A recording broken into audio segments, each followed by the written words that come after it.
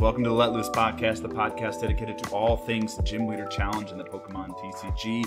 It is almost fall, and we've got an awesome co-host to put a little bit of pumpkin spice on our latte. We got Gym Leader Josh. What's up, my friend? Oh, yeah. Cheers.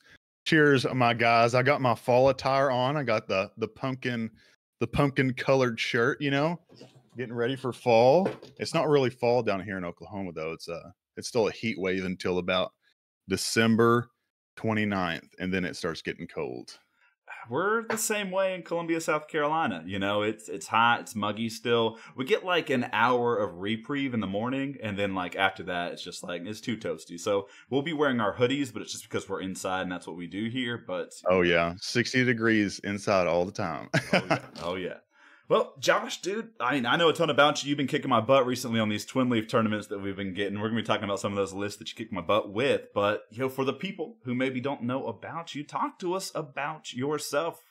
I'm Gym Leader Josh, formerly known as Poke Drip Drop, or some people call it Poke Drip Drop.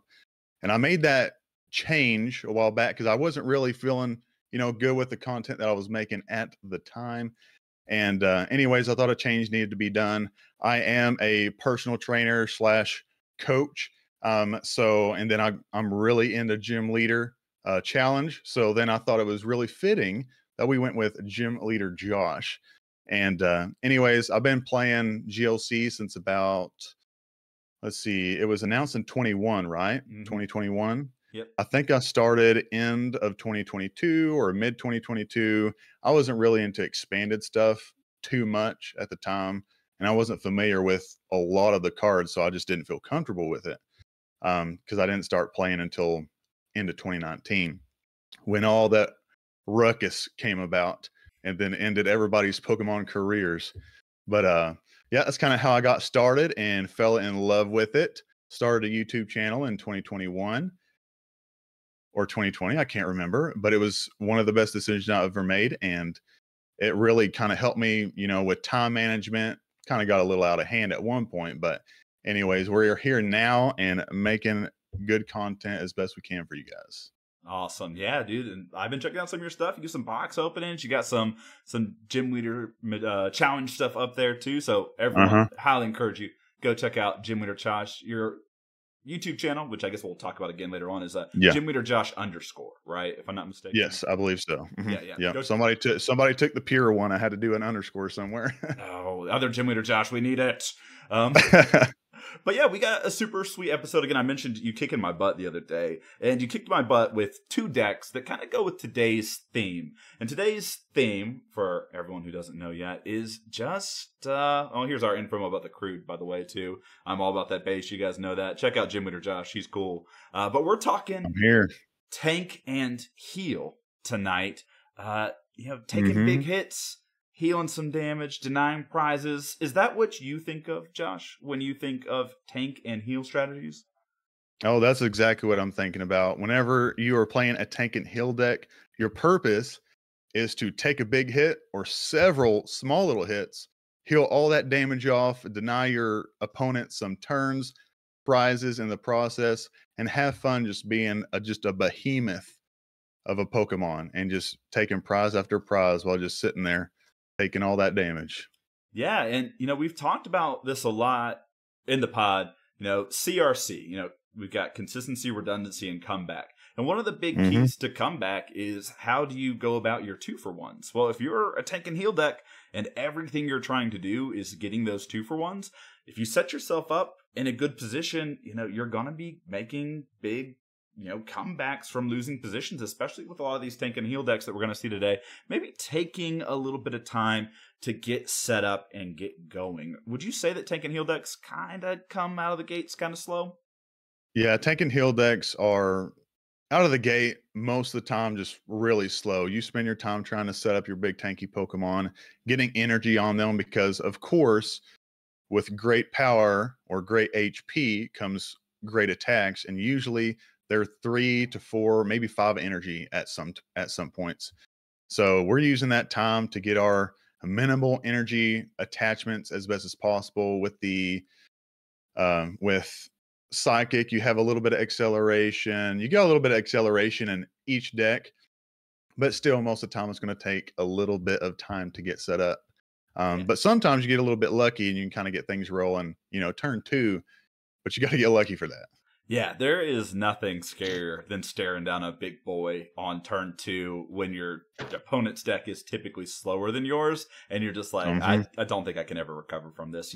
We've all seen it with Snorlax, which, colorless isn't really a tanky type, but Snorlax is a tanky mon. And if you see a Yes. turn 2 Snorlax with potentially some sort of damage mod, or I should say maybe damage reduction mod or HP booster on it, it's tough to recover from those spots. And again, it's kind of a tank and heal strategy within itself in the colorless builds. Well, today we're going to kind of focus more on specific archetypes within some of these other types. So again, we're not going to talk too much about colorless, but Snorlax does deserve, I think, a big mention. But Josh, in your opinion, which decks in Gym Leader Challenge do tank and heal the best? So when it comes to the types that can tank the hill most effectively, you have water, fighting, grass, psychic, and metal. And some of the ones that aren't necessarily thought of is psychic. When you think tanky, you don't necessarily think of psychic mons, but there's some fun cards in the psychic tank decks that can, really help you soak up damage and just move damage counters and pseudo heal type of ways. But these are going to be your main ones. My favorite actually are going to be water and metal, and you'll see why here in a little bit. And yeah, these are going to be your best ones. And to kind of speak on the colorless subject a little bit, just briefly, you have that Snorlax, which is awesome, but then you also have Slaking or Slocking, however you say its name. That stage 2, I believe it has 160 HP, but it also hits for 160 as well, and it turns off all of your abilities. Oh, yeah. That's like Galarian Weezing on steroids. Yeah, It's terrible. That lazy slacking is a monster. We got smoked by it this week. We did viewer battles for the first time on the base channel, and Costella played his brew against me, and he had missed energy in his deck already. I was playing Psychic Lost Zone, so it was kind of tough from the get-go, but slacking, turning off abilities, having huge HP, and then also Fan Rotom just existing now to help get that slacking going, because you can grab the slack off and the vigor off of your Fan Rotom if you want to just go ahead for a quicker start, and it can be rough. But yeah, so maybe colorless deserves a little bit of a mention when we come to tanky mons. Yeah, honorary mention at the beginning. Yeah, these other types are super sweet. Like you mentioned, Psychic is really slept on. We're going to see a list later on. It's going to come to us from Acco Blubber, who is someone who just is has a super creative mind. He's been winning tournaments left and right. After PTCGO went away, he kind of transitioned to some other stuff. So I don't think he's as well known as he wants to be, but he has a really interesting Psychic tank build that we're going to see coming up. And then one of my first decks ever was grass tank and build. It was kind of I don't want to say the staple grass build at the time when I got in, but after, of course, the giant plants got banned, grass was in flux for a bit before they settled on these Rillasaur builds, and people thought that maybe tank and heal grass was going to be the way. It's still a strong deck. You just don't see it pop up as often. And then, of course, fighting. You guys know I'm a big fighting guy here. Fighting's got a lot of tools, too. So, again, I'm excited to talk these decks today. And we're going to see these archetypes. But before we get into that, we got to talk about some common cards. And we've got all of these great cards, which any deck can play. They're super awesome. And we got to start with the tools. Because when it comes to tools, there's just so many different options that you have. So looking at our damage reduction tools here, you've got Pot Helmet that's just 30 less damage. Then you've got Rigid Band that's for stage 1 Pokemon, but that same effect, 30 less damage. And then Defiance Vest, which is 40 less damage, but you have to be behind on prizes. So reduction tools here, pretty useful, wouldn't you say, Gym Leader Josh? They're extremely useful. Whenever it comes down to soaking up damage, these guys are going to be your best bet. Soaking up damage is so important in Gym Leader Challenge because, or at least in tank and heal decks, because sometimes the more damage that you can reduct, the less healing that you need to do. So for instance, Water right now is my absolute favorite deck. We'll talk about that list here in a little bit, but we got some big boys in that list that have an ability where you're taking 30 less damage, and then you stick a tool like Pot Helmet, Rigid Band, Defiance Vest on them, and you're taking another 30 damage off for a total of 60 or 70 with a Defiance Vest on, and it just pretty much renders most of your opponent's attacks almost useless. And you can kind of, and it sounds bad, you can kind of just ignore some of your opponent's Pokemon that's right there, and you can just gust up a support Pokemon and be like, okay, I can tank 2-3 hits or just one big important one and just ignore this next attacker. I think damage reduction is probably one of your uh most effective ways of dealing with damage decks. Yeah. Now, here in a little bit, once we talk about these HP mods, we might think a little bit differently about them whenever it comes to placing damage counters. Yeah, 100%. And, back to the damage reduction tools, it's always better in Gym Leader Challenge to just not have damage on the board, right? If you're reducing damage, you're eliminating Yep. those stacked up damage on your Pokemon. Again, you mentioned it, you don't have to heal as much. So damage reduction tools, really awesome. Damage reduction abilities, which we'll get into later on, just kind of the best way for these tank and heal strategies to just keep churning out 2-for-1s on the prize trade. Now, we got HP mods here and just some of the best, and they've really changed how I've had to go Yes. about using my field blowers when it's come to games, just because they're so important for certain decks. So we've got Luxurious Cape here, which boosts HP by 100. It does have the downside if a Pokemon is knocked out by damage from giving an extra prize, but oftentimes that's not even that big of a downside if you're using your Luxurious Cape right. Yeah. Then you've got Fighting Fury Belt, just 40 more HP, but you also get 10 extra damage. This is a staple in decks that run basics. It's got to be attached to a basic. It's really strong. Bravery Charm and Cape of Toughness, just functional reprints of each other. Basically, basic Pokemon get 50 more HP. And then buff padding here is a very unique card. If a Pokemon has exactly a retreat cost of 4, it gets 50 more HP. And then Bodybuilding Dumbbells is for Stage 1 Pokemon, and it also gives it 40 more HP. So some huge tools here for HP boost. How are you using these, Josh? So when it comes to HP boosts, usually if you're using a tank and heal deck and you have a Pokemon with lower HP, some of the times it's more effective to use the addition of HP modification instead of damage reduction. That way you can, soak up a bigger hit, but not necessarily,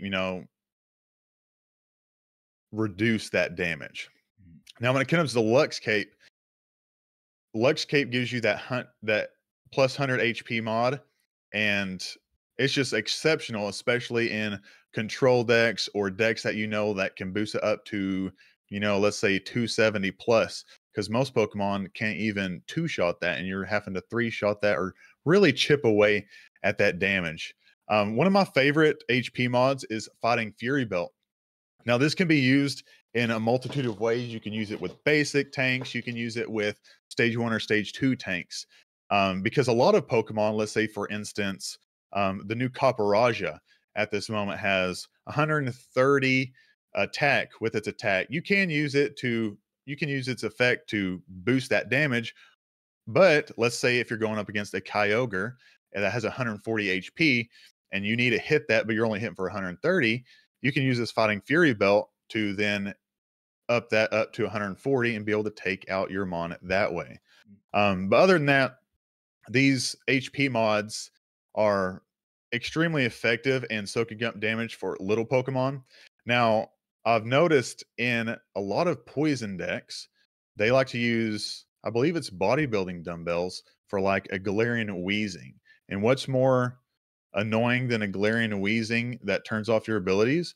A Galarian Wheezing with another 40 HP on it that you have to chip away at. And if you can't chip away because they have you stuck up in the active, then there's not a whole lot you can do.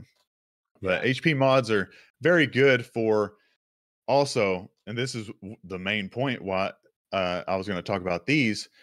Also, damage counters. Damage counters, when placing damage counters, pot helmet, rigid band, and fine span are not going to do anything to prevent damage counters. So whenever it comes to damage counters, let's say you're playing against, and most of the time you're going to be playing up against a psychic deck of sorts that's going to be placing damage counters.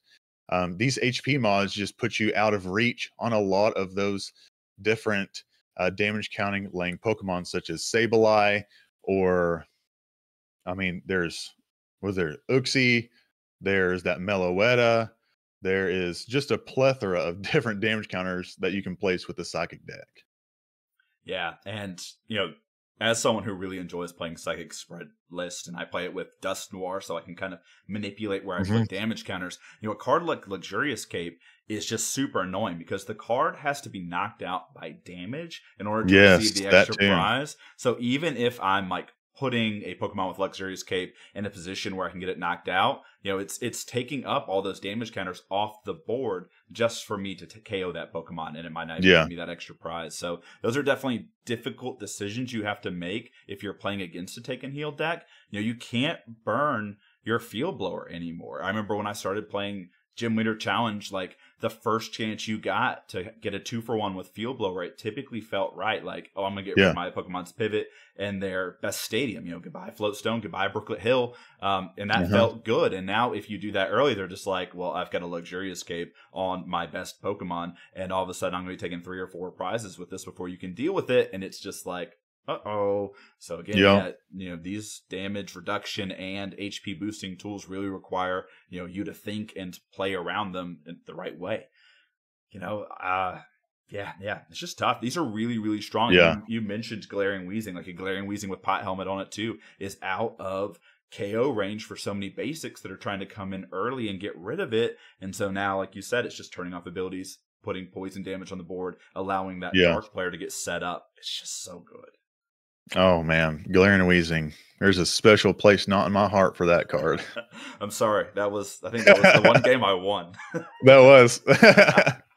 All right. We got other tank and heal options, and these are kind of heal options. These are the most played heal options. There's some other really, really bad heal cards out there, and there's some other really niche, cool heal cards. Like there's like I think it's called like Freshwater or something. There's like a water card. Yeah, Freshwater set. Yeah, that like heals 20 damage from all the water Pokemon. Yeah, from all your Pokemon. Yeah. So really cool cards, but these are the ones you're going to see for everyone. So we've got Mallow and Lana, which is a switch effect. But if you discard 2 cards, you also get to heal the Pokemon that move to the bench from 120, which again is a pretty common number for damages. Then you've got Max Potion and Cheryl, which are similar. One's a supporter, one's an item card. Max Potion heals all damage from 1 Pokemon, discards all energy. And then Cheryl heals from all of your evolution Pokemon, and then discards all energy from Pokemon that were healed that way. How are you using these, Josh? Let's start off with Cheryl. So when playing Cheryl, I think it's one of the heal cards that you have to be most careful on. So let's say that we are playing Metal, and sometimes you're not playing a whole lot of basics in Metal, or maybe they got knocked out because you are spending time getting set up. Let's say you have a Cheryl and you're playing Metal Transfer Bronzong, but everything has damage on it. You don't really have anywhere to go unless if you can get a basic out there and just kind of put everything on that. So Cheryl is one of those cards you have to be extremely careful on, especially if you're playing it with anything that doesn't allow you to switch your energy around. So if you don't have a switching option for your energy to move to another Pokemon, then Cheryl might not be the best your best bet for a heal card in your deck. Now on the other hand, we got Max Potion. Same thing as Cheryl. It's an item card, except it's just 1 Pokemon and you discard all the energy. Now, in that case, if it's better for Metal to play that one, I'm just using Metal as an example because it has the transfer. You can transfer all that energy over and use that Max Potion and then put them back on that Pokemon. So Max Potion, you don't have to be as careful. You just got to make sure that, you have a plan going into it. But my favorite heal card ever, and it's too expensive for me to buy right now, full art, we got a Mallow and Lana. So it has a switch effect, like Jeff was talking about a second ago, has a switch effect. So if you don't have anything, cards to discard, and you need a switch, you got Mallow and Lana. It's an awesome switch effect. and then you discard it and heal that 120 HP. 120 HP is a lot for the GLC format, unless if there's some big, basics or big tankier Pokemon you're going up against. But most of the time, when you're Malo and Lana-ing, if you're playing Metal or Water or something like that, you can also heal another 30 damage off with one of your stadiums if you have that out. And then plus on top of that, let's say you have an HP mod or a damage reduction, the 120 can a lot of the time put you out of range to being knocked out. And there you can kind of get your 2-for-1 right there. So let's say that you spent your time getting set up in the beginning, tanking all this damage, and you're 2 prizes behind. You heal up, you take a prize, you tank, you take another prize, and then by then, you're tied up. And then if you got another big boy going, you can always VS Seeker for another Marlon Lana, or just, switch around your Pokemon and use them as effectively as possible. Yeah. And the best thing about Malon Lana is that it's a tag team card. So you get to play tag call. Oh, yeah. Tag call. Yeah, most of these decks that we're going to see today, because special energy plays a big role in what these tank and heals are trying to do. Tools play a big role. You're going to see Guzma and Hala just be a very, very important card, helping them get set up, helping them tank damage in later games. And so the best thing about Malon Lana is it's easy, cheap discard to your Goose Hala, and then later on you can just VS Secret back if you ever need that switch and heal. So it's a very utilitarian card. I think a lot of tank and heal decks probably want Mal and Lana over Cynthia and Caitlyn, which is the other tag team call that we see typically played. And so, again, discard it early, VS Secret back late when it's good. Just such a flexible card in these builds. And let's be honest, if you're playing tanky decks, you're going to be having retreat cost of 4, 3 typically. Yeah, you ain't moving. You ain't going anywhere. You only got Float Stone, maybe. If your opponent burns a Field Blower on your Float Stone, you're pretty happy in those decks. So having these switch options is really, really important. Yes, of course. Kind of some, and you alluded to this in our little outline that was made, some Pseudoheal cards. And I'm a big fan of these cards for what they do. And these are kind of scoop up effects. So you have Scoop Up Net, just straight up scoop it up. Yep, the best one of them all. Best one of them all. Oh, yeah. It's an item card. It's just great. Then you got Professor Turos, which, again, it's a scoop up, but it is a supporter instead. And then Acerola here has a little bit of condition. It's got to have damage counters on it, but you do get to put all cards attached into your hand, and that's actually a big plus. And I'll let you explain why, Josh. So, and we'll go straight into the Acerola. Whenever you put one of your Pokemon that has any damage counters on it and all the cards attached to it into your hand, that kind of gives you freedom to, reuse that. Not only have you healed, but let's say you have a Baxcalibur or Frostmoth in play and you have something in the active that you can retreat. You can just use that energy for that guy that's been waiting for all that energy, hungry for all that energy, put that on there and put that guy in the active. Whilst getting that heal and being able to put that other guy down. Now, let's say in the scenario, no pun intended, let's say in the scenario, you just have a Pokemon on the bench that is damaged and you don't have a scoop up net, you're not playing Turo scenario. You can use this Acerola to just scoop that guy up and, keep it, deny your opponent some prizes. So there's just an easy, cheap way to deny your opponent some prizes. And Acerola is an awesome card, especially if you have, good energy acceleration. Professor Turtle's scenario, I think, you'll probably see more of this card in control decks. A lot of the time they have minimal energy on them, or maybe they're just recycling them to then again use the next turn. A lot of the time, let's say like you have the Raichu in the Shocklock deck that paralyzes when you evolve it. You just have a plethora of different cards that can do all sorts of different things whenever you evolve it from your hand. And Professor Turo scenario is great for that, as well as Scoop Up Net. They're one and the same, except one's a supporter, one is an item card. So again, Scoop Up Net is one of the best scoop ups. I mean, it is the epitome of scooping up. You can use this on any card. A lot of the time, you can use this if you're playing a water. You can recycle Drizzile. If you're using it, you can recycle like that Melodic. that has the energy grace, or used to have the energy grace. What's the one that Weeder uses? What's it called? It's the one that gets a card back from the graveyard, but I can't Yeah. remember what it is. It's we'll remember it later, I'm sure, as we're Yeah, going we'll through it. remember, or not, it's all right. It has that ability that gets that card from the discard pile. So you have those different Pokemon that you might want to be able to recycle, and Scoop Up Net allows you to just play another supporter that turn. Yeah. Yeah, and here's the thing: you mentioned control decks. Sometimes you're running item lock, right? And you can't use Scoop Up Net. Turos is the option. And I want to talk about this next week because we're going to be doing a grass episode. But my Meganium Torterra deck, which basically wants to take all 6 prizes with Torterra, runs the Arboliva that heals, but it also runs item lock Violet Bloom. So I have Scoop Up Net in that deck. But if I'm item locked, I still need to be able to reuse that Arboliva and heal my Torterra, and that's where Turos really comes in. And that Pokemon that's on my bench isn't getting damaged, so Acerola isn't good. So that's where a card like Turos is going to be best.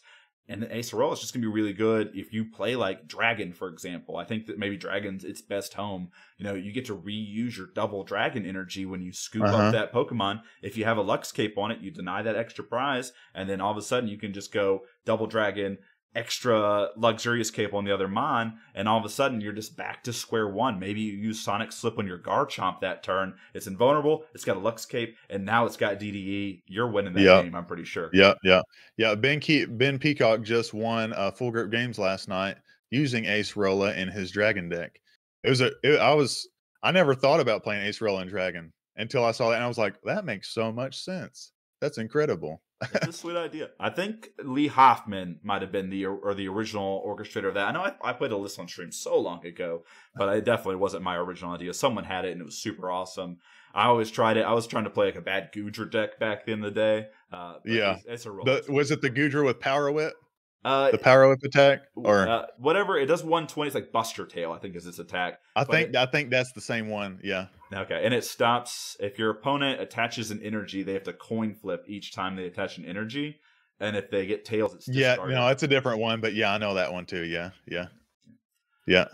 Well, those are kind of like the tools that every deck can use for tank and heal strategies. But we talked about the best types and what they can do. So on our screen, we got Grass, and these are kind of the tankier Mons. Grass doesn't really have any specific trainers. There's a stadium like Ether Paradise or something like that does reduce damage, but you just don't typically see it played too much. What's really important about Grass are these Pokemon, and they're pretty good. Grass has a lot of natural beef to it. So you're going to see like this Venusaur and Rillaboom and a lot of different builds. Jungle Totem, which doubles up grass energy. The Voltage Beat Rillaboom, which searches up energy and attaches it to your Pokemon. These are your support Pokemon. Venusaur has 160 HP and Rillaboom has 170. What a boost for a type when your support Pokemon can naturally tank a hit. Yes. So when it comes to Grass, Grass is funny because it has the potential to be just an absolute powerhouse of a tanky deck. The only problem is that every one of them are stage 2 and stage 1s. There's there's almost absolutely no room. You have 3 Pokemon in your deck already, and you're at 9 Pokemon because every one of them is a stage 2. So there's not a whole lot of room. But whenever it does come to tanky Grass, we have some really cool Pokemon. So I'm going to bring up Bramblegast to start off with. Bramblegast is more of a late game tank because it has the ability that gives you plus 50 HP for every prize that your opponent has taken. So this guy can get up to 300 HP pretty easily. And then by the time it's there, with Venusaur's Jungle Totem ability, Rillaboom being able to put that energy on there, you have that Power Needles attack that hits for 80 per heads that you land.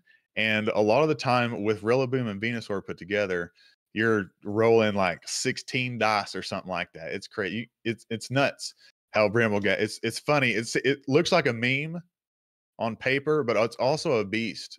It's crazy. And then moving on to Cricketune. Cricketune is awesome because it has a Swelling Tune ability that adds 40 HP to all of your grass Pokemon. So if you're having another, let's say, a Lux Cape or any HP mod, you're getting a plus 40 HP on top of that. With a Lux Cape, it's plus 140. With a Toughness Cape or a Bravery Charm, you're getting another 90 HP, which is a pretty big boost, especially if you already have 170, 160, or in this Bramble Gas case, up to 300 pretty easily, I think, if you get 4 prizes taken by your opponent. So that gives you lots of room to mess with your health. Now, on the other hand, you have Levani. It is a stage 2 Pokemon, but it reduces the damage that you took by 40 HP. So speaking of, reducing damage, you also have those Pot Helmet, the Rigid Band, you have the Defiance Vest that helps soak up that damage. But in this case, you have high HP, high resistance, and they kind of just rise at the same time. And it makes it really hard for your opponent to deal with, especially in this format with Pokemon that have 250 plus HP. Unless if you're playing a deck that just hits for like behemoth numbers, it's going to be really hard to take out these grass Pokemon. And then if you play that Arboliva with that, you end up, let's say you're tanking all that damage. Let's say you're playing Bramble Gas and you're at 300 damage and you have 350 damage max, all these numbers. You play Arboliva and you're healing all of that damage off immediately, like as if your opponent has never taken a turn, has never used their Pokemon, and they're just sitting there in disbelief. Arboliva is really awesome in being able to just get your quick heals in, and you can use Arboliva multiple times a game. I've seen it. You might be able to see that next week as well. Yeah, I do it all the time. Yeah, he does it all the time. And then one of your main tanks that you're going to be facing your opponent with is Torterra. It has 190 HP, and then it has an awesome attack called Evo Press. With all these evolution Pokemon that you have out in the field, you're going to hit for 50 more damage. So it's hitting for 50 damage by itself if it's the only evolution Pokemon out there, because it is an evolution Pokemon in and of itself. But if you have 4 guys out there, you're hitting for 200 damage while just tanking, get healed up by Arboliva, and your opponent can't believe it. So Yeah. it's a really cool, it has the potential to be an incredible deck. It just can get very, very claustrophobic with the amount of Pokemon that it takes to get running. Maybe one day we'll be able to have some stage 1s that kind of get things going, like Bramblegast. But for now, this is what we have to work with, and grass has a lot of potential to be like one of the most tankiest and incredible heal decks out there. Yeah, it does. And I think the main issue, you brought it up, bench space. Parallel City is just running around in decks all over the place, and all of a sudden you get Parallel City and you have to go down 2 Pokemon on your bench, and you've got Kricketune and Levani sitting there, and then you've got your 2 support Pokemon, you've got your attacker in the active. Well, we know who you're going to ditch, right? And so it kind of leaves you in a bad spot. Plus Torterra needing those Evo Pokemon to be able to hit higher damage floors, and so it can just get kind of sidetracked. But what some other decks are already doing naturally, Hex is its natural enemy. Obviously, like this Bramble Gas is great late game, but all of a sudden it tanks a hit, and your opponent, you pass the turn after taking a KO, and your opponent just Hex and it has 120 on it. It's KO'd even though it just had 300 HP. So it's got some weaknesses. Once it gets going, and if your opponent doesn't have the answers, it feels unbeatable. But yes, it just has those classic grass issues, and again, not having your basic attackers, because some of these tank and heal decks don't have those same basic attackers that you see Shining Genesect and Zarude. You have to set up an Evo again. It can be tough. So I really like the grass heal decks. It's one of the first decks I ever put together. I still kind of play a variation of it to this day and still really enjoy playing it, but it's got its predators out there for sure. Yeah, it's just got its problems, Well, this is your baby. You've been talking about it already. We've got Water, which, to be honest, maybe like a year ago, I would not really consider water to be kind of super tanky. We had like the one Wailord back then. Yeah. And then things just kind of changed. And this seems to be kind of the premier tank and heal deck that just sees kind of the most play and might be the best water deck. I know there's probably like 3 or 4 different archetypes vying to be the best water deck between this tank and heal Wailord deck that we'll talk about, traditional Rain Dance. You've got lower energy costed Seismitoad decks out there now too. And then of course there's some other control variants that are popping up here and there too, but it just feels like tank and heal is just made for what water's got going on right now. So, we've got kind of these weird mons. You've got Ice Q, and I included 2 up here. There's one that has damage reduction, and then there's one that prevents damage from basic Pokemon, which is kind of cool as a tanky mon. If you think about certain decks just never being able to touch it, like Lightning has a hard time hitting into Pokemon that can't be damaged by basics. Then you've got these kind of cool wishy-washies that have tons of upside and tons of downside. You've got Root Power Wishy-Washy that if it has 3 or more energy gets 150 extra HP up to 180, but it only has 30 HP originally. Then you have... It's such a funny card. It's such a funny card, and I love playing it. It's just with all the Silent Labs and Hexes running around, like you're just asking for that card to go bye-bye. Yeah, at the beginning, there wasn't a whole lot of that going on, so that's one of the cards I play with a lot at the beginning. But Silent Lab, Hex Maniac started just becoming the norm a lot, and I was like, goodbye, Wishy-Washy. Yeah, 30 HP is not a lot for one of your attackers. Now, the other Wishy-Washy is super hilarious, too. 180 HP on a basic, just naturally. Then 130 damage for 3 energy, which is also a very good rate. But this scatter ability is kind of annoying in 2 ways. Number one, it's a really good, what's the word I'm looking for? Like a stall mechanic. Like if you can put the Wishy-Washy, your opponent can't do 180 damage, you get that damage on it, and then at the end of your opponent's turn, you flip a coin, it can go back in your deck, and if you can recycle it back to the active, you can use it as a stall mechanic. I've also seen it get pseudo-donked, where someone just attached an energy to a basic, did 10 damage to Wishy-Washy. At the end of their opponent's turn, you flip the coin, it went back into the deck. That was their only Pokemon, game over.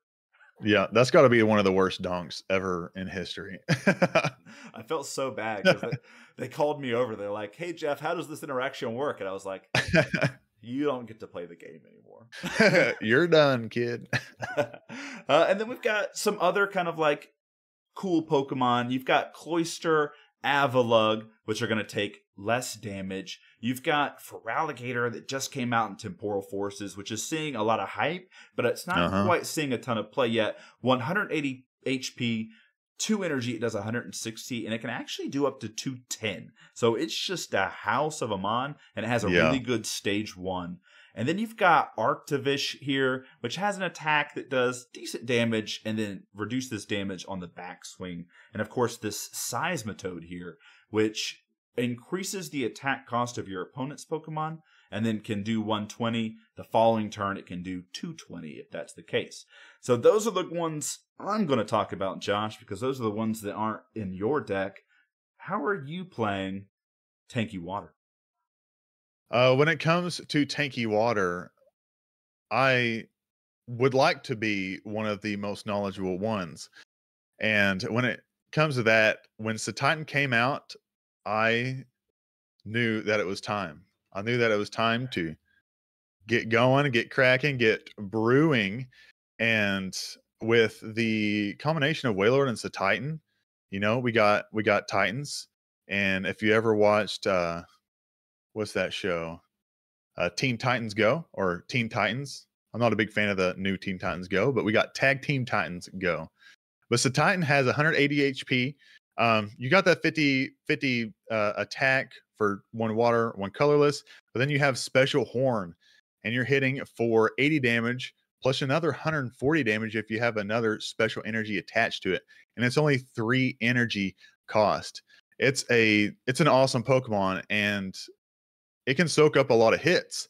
And whenever going up against, let's say, lightning decks, you can just, instead of focusing on Wailord so much, you can use your Satitan, and it has all those has the resistance, or it's not, you're not getting weakness through lightning, you're getting weakness through metal.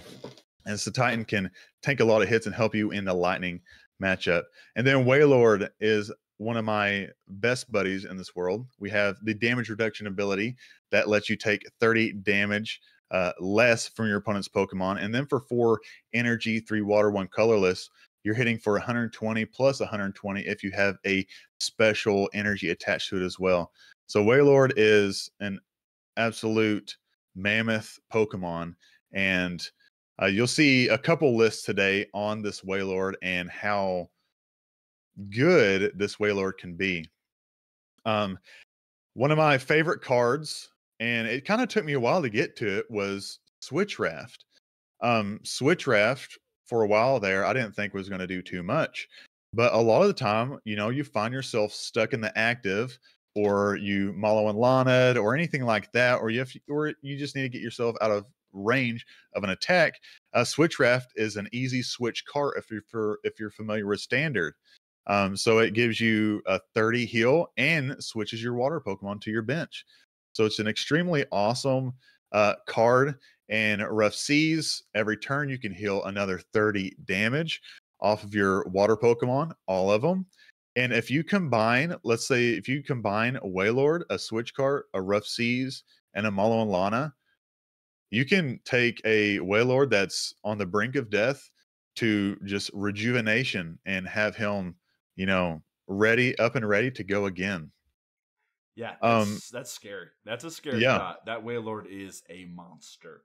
I love this Wailord, and whenever you have him up, um, your opponents have to decide whether they want to chip around the Wailord or play around the Wailord and end up, taking your support Pokemon. Because a lot of the times you can actually, get stuck in the active, um, and they chip away at your support Pokemon. And let's say they have a plan up their sleeve, they take it out. You got to make sure that you have another one of your big boys ready to go as well. Always have 2 tanks ready to go, unless if you're Weeder, and we'll talk about his deck here in a little bit. Yeah, and that's an Um, important thing to point out too. Is like obviously, if you're a tank and heal deck, you want to make sure that you're not leaving your opponent the ability to take 6 prizes around your tanky Pokemon, right? Like mhm, Wailord and Titan are great, but if they're taking out Sobbles and Remorays and you've got some other dinky bench sitters like your Vulpix, and you just keep yeah. plopping them down the bench and you're giving your opponent the option to just take the easier route, like you don't want to do that. So be Mhm. careful with your benching. And then the other thing I'll say is I'm a huge fan of the jumbo size Wailord, like you mentioned, but I've actually been switching to the other Wailord more recently, the Hydro Pump Water Veil Wailord here. Again, same HP, but the Hydro Pump attack is less copycatable. Like I'm really scared about like Mimikyus and Zoroarks and Sudowoodos, which if they just have a special energy, they get to KO Titan or Wailord back for less energy cost investment. This other Wailord here, which again we haven't talked about till now, because it's a Hydro Pump attack and it does more damage per water energy attack, it just can't be copied Mhm. effectively by your opponent. So I'm a huge fan of the other Wailord. It's one I've been trying out, but I keep losing to jumbo size Wailord, so I think that's probably the right one to play. That's the one I started off with before this one came out in Silver Tempest. The Hydro Pump Wailord was, my baby there. And I'm pretty sure this was the water deck was my first deck, and I was playing, more of a Hydro Pump tank, trying to figure out how to combine the two. And I eventually went full tank over time. But yeah, that Wailord is uncopycatable.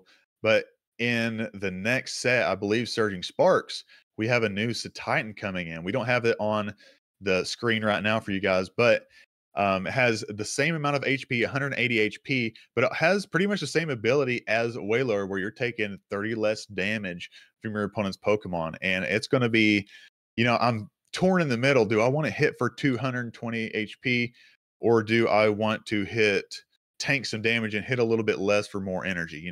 So I'm kind of like teeter tottering. I'm definitely going to give it a try. But mentioning Mimikyu and being copycatable, Titan, the new Titan, hits for 150 for 1 water, 3 colorless, um, you can soak up an attack from Mimikyu, and let's say they gust up your Wailord, they're just hitting for 150 as well.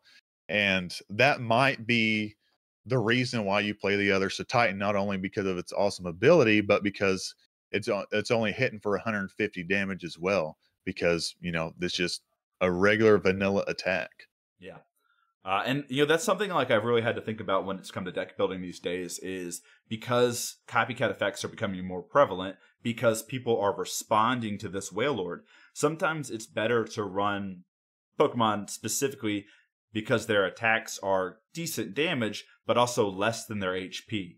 I've been thinking about my Ancient Dragon list. I'm running the Ancient Koraidon, which I do not think is a great card at all. But it does have 140 HP, 130 Shred, which is really good into Zamazintas. And like 130 is a very reasonable rate. It helps you play Setas, but it can't be copycat KO'd because it's 140 HP, only doing 130 damage. So like these are like the kind of little things, if you're like prepping for your meta, things to think about. Can copycat attacks get to you?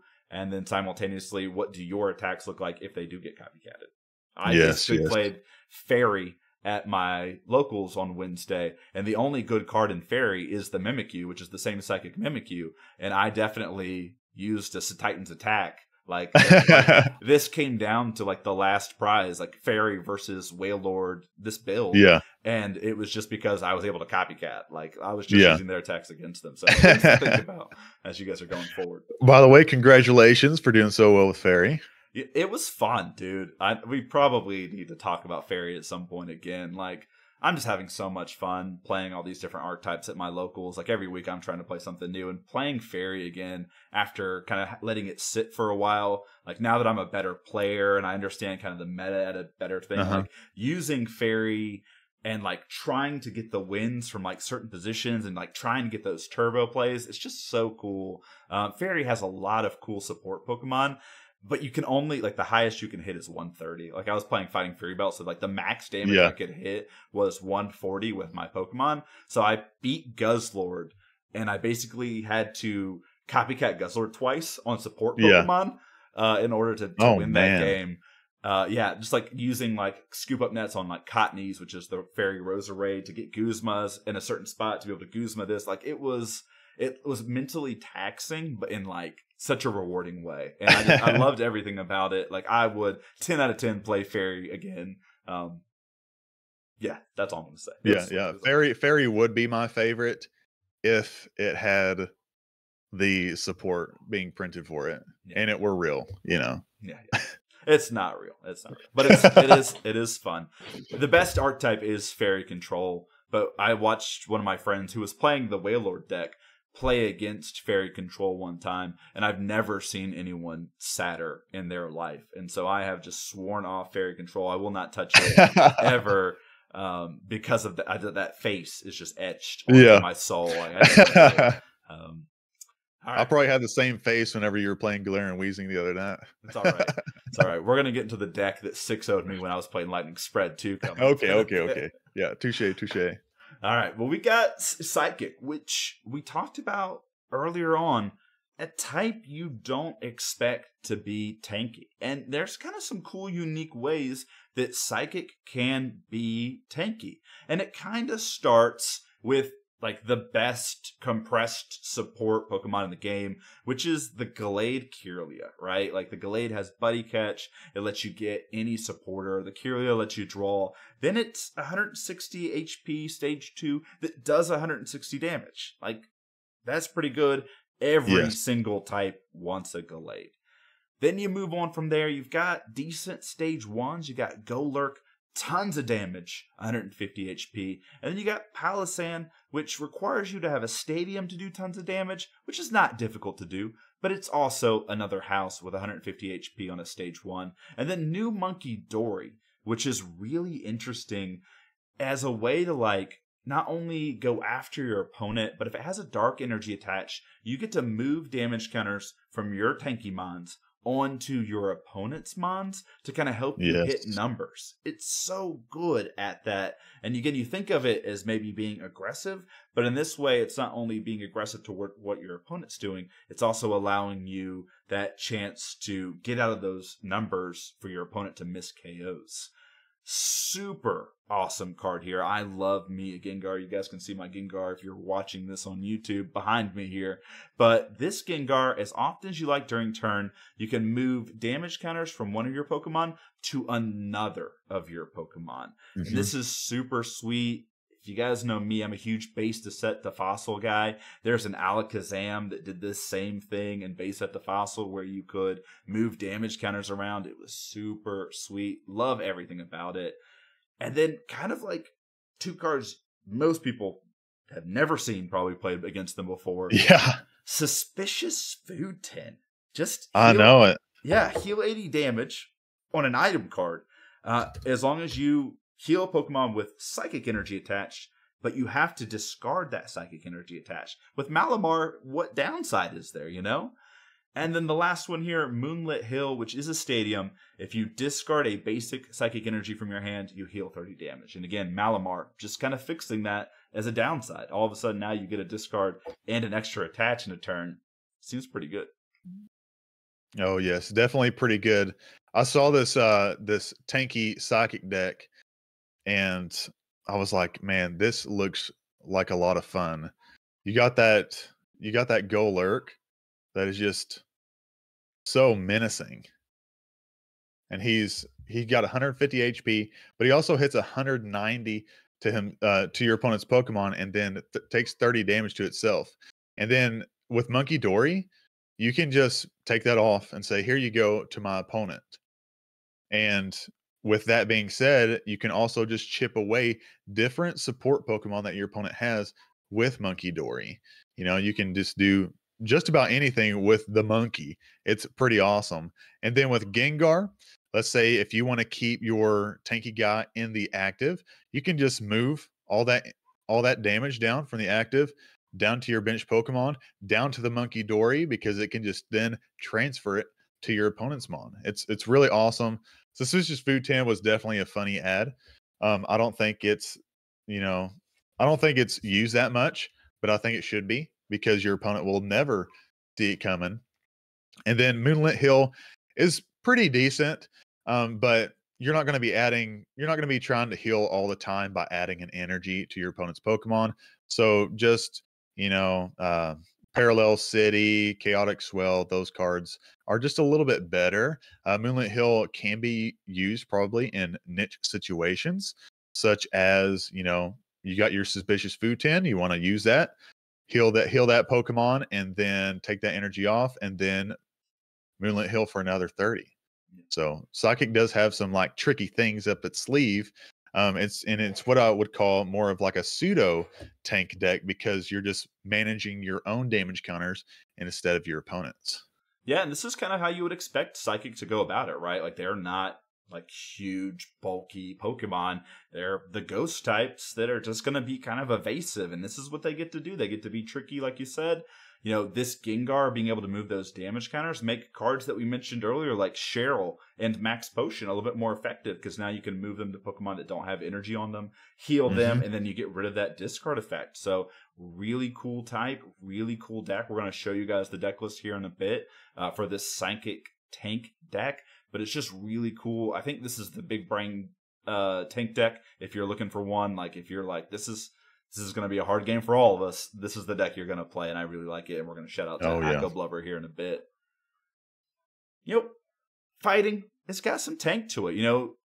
It's also got a big punch to it. We typically think of fighting as like the punch first, ask questions later sort of deck, but it's got some moves to it when it comes to taking some hits. Would you say it has a good pin? Would you say it has a good punch, Jeff? Oh, I think it does have a good punch. It's got the best boy. It can also take some hits, and that's the great thing too. And you just got some really great support Pokemon to help you out too. These Garganacles, when they got printed, were pretty cool. And we were like, what do we do with these? Because so much of what Mm-hmm. fighting has done in the past is like damaging themselves. And so the first thought is like, let's throw this Blessed Salt Garganacle into some of these Earthquake builds that are damaging its own bench, and we can just heal to get rid of that damage. Well, that's really cool, but you could just also use it as just like a way to take 20 damage away from your main attacker every turn. Again, just denying little chip shots here and there, making your opponent have to two-shot certain things. It's just really powerful for what it does. Being a stage 2 in fighting can be tough, but, you know, that's a story for another day. Poor fighting. Poor fighting. Then you got the Energizing Salt Garganacle, which is probably my favorite Garganacle. I know there's only 2 good ones, but you attach a fighting energy from your discard pile, heal 30. A lot more targeted and energy acceleration. Just kind of feels real good. Uh-huh. Big bulky mons, Okidogi, the new edition. Have you had a lot of chances to play against Okidogi so far, Josh? I have, and most of the time they have a Lux Cape attached, but I don't find myself I find myself managing pretty well against the Okidogi. Now, that's not to say if I was playing a different deck, you know, if it's my water deck, I don't feel too bad about going up against Okidogi, but Okidogi is a force to be reckoned with because of its awesome ability, which I'm sure you'll go over it here in a little bit. But Okidogi, for the most part, if you play your field blowers correctly and you just be patient with it, Okidogi isn't too big of a problem. And I know that's controversial, but it's not too big. And I don't think it's like it was great for fighting. Don't get me wrong. It was great for fighting. Yep, I gotta agree with you there too. And again, we bring up Field Blower again.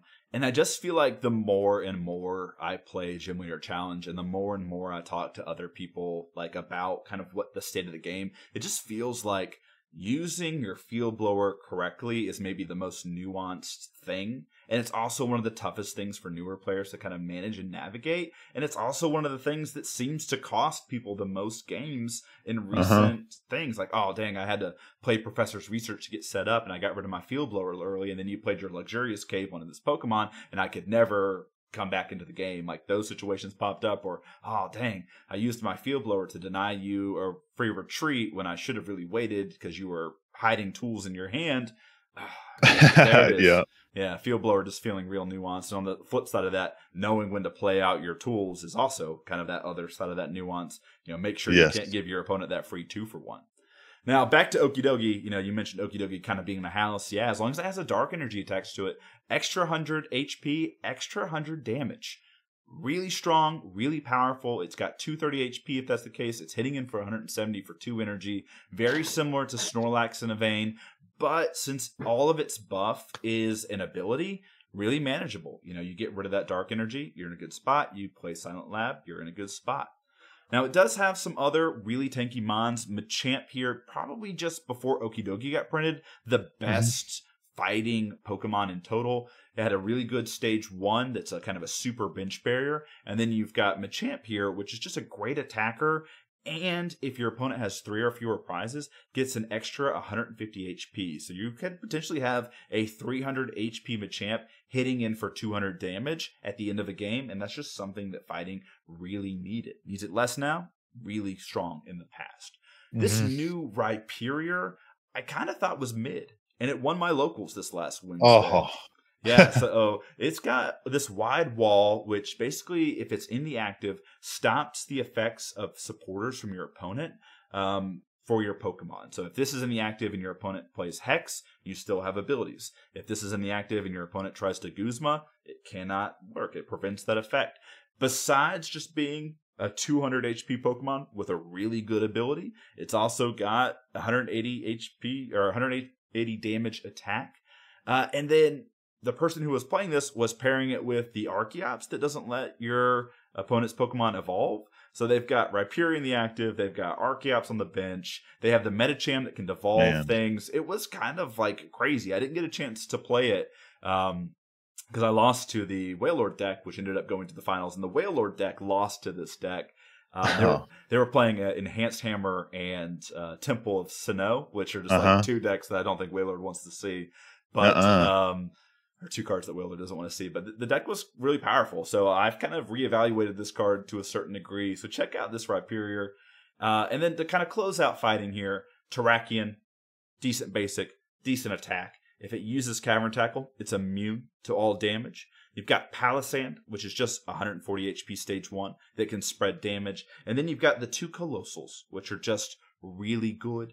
Most people are going to play Tar Generator, but you've got Gatling Tar here, which is also pretty good. A very strong damage reduction energy and stone energy. And then just Focus Sash as a way to kind of tank a hit. If your Pokemon's at full health, it goes to 10. Focus Sash falls off, but you can trade 2 for 1 if you have Focus Sash as well. Yeah, Focus Sash is awesome. It's like, I forget what they call it in the video game, but basically you just get down to 10 damage and you're good to go. But man, Rhyperior, when that was announced or whenever that was revealed, I was like, that's such a good card. I love that card. And it made me want to build a fighting tank deck. I haven't done it yet, but I will probably do so in the future.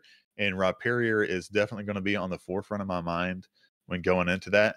But hit that deck that you played against, did you play against it or did you just see it? I didn't play against it. Against a guy at our locals. He's posted it up in the All About That Base Discord. I think he posted it up in Cardboard Warriors too. I posted it to Twitter. It's out there. Check it out. It's super sick. Yeah, it was an awesome deck, and like not being able to evolve, and you know the Metachan that devolves. It's just a nuisance. This Rhyperior is going to do some work for those guys. Mm-hmm.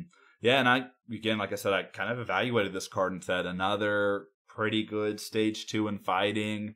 Like this wide wall, like yeah, you're preventing Hex, but like what abilities does fighting have that wants this? You know, it's like you know, I'm too Hitmonbros pilled. I think that's what the issue is. I'm like, this doesn't fit in Hitmonbros.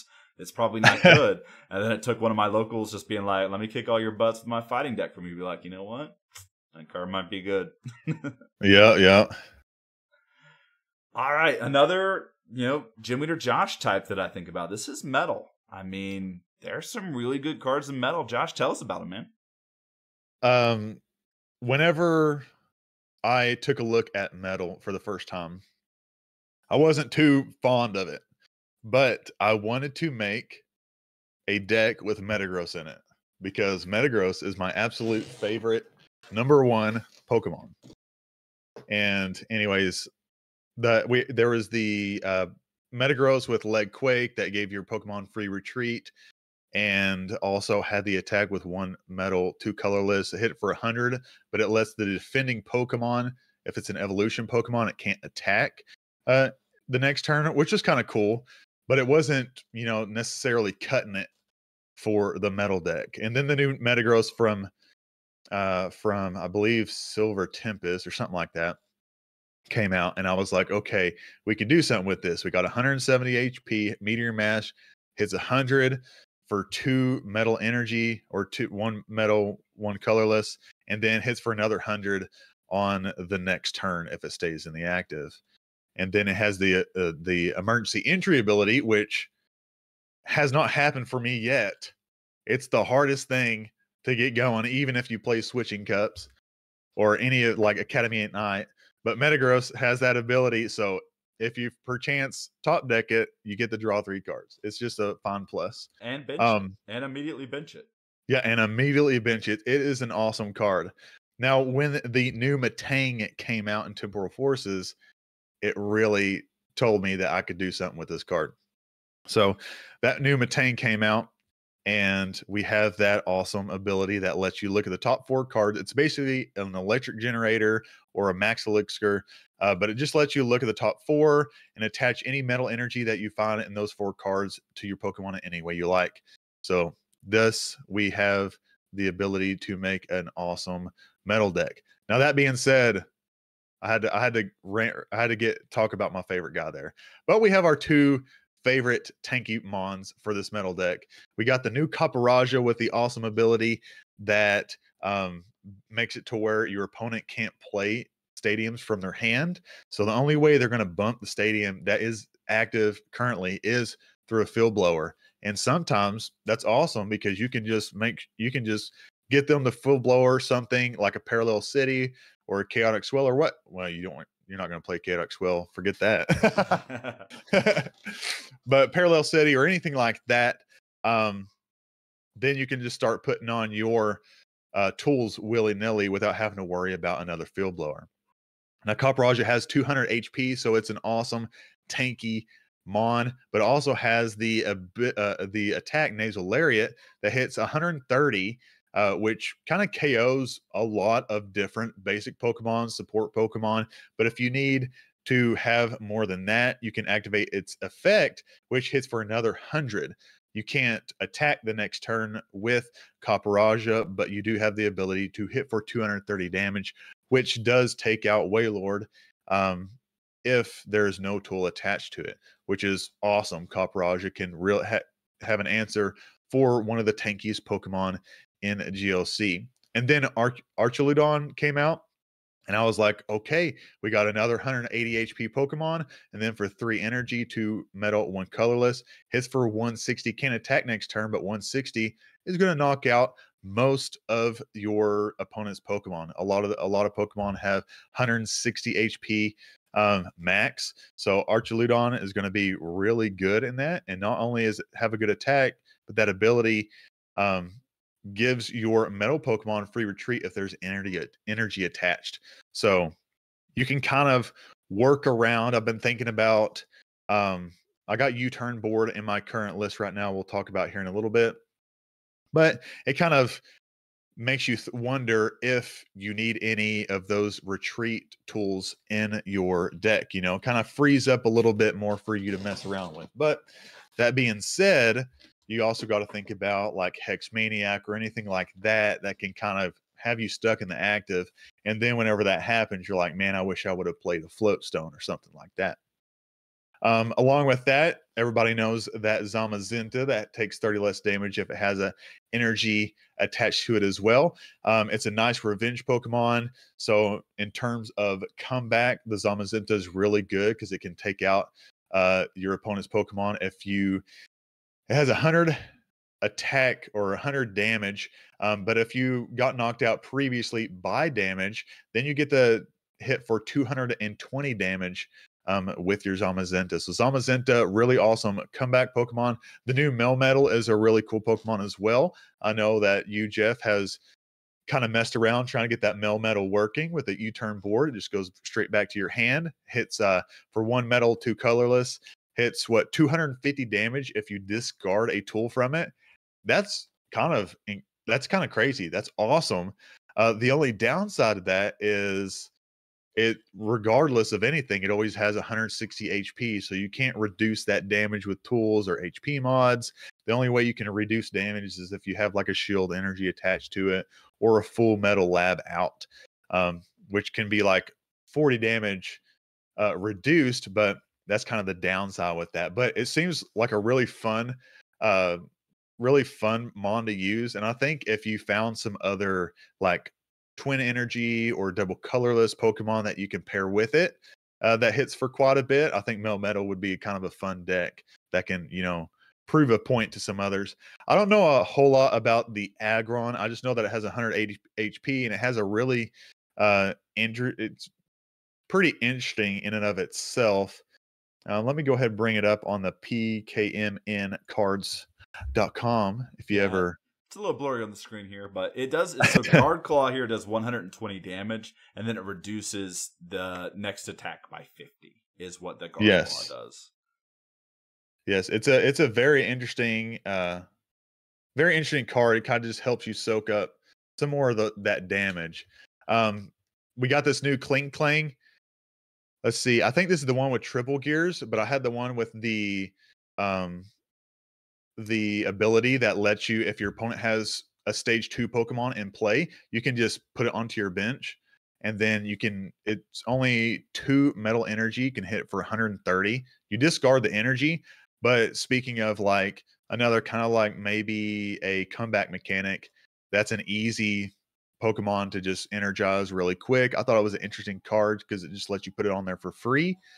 And then we also have some of our metal only cards that a lot of decks don't get to have. Like grass, for instance, doesn't have anything added to it, like items or tools or anything like that.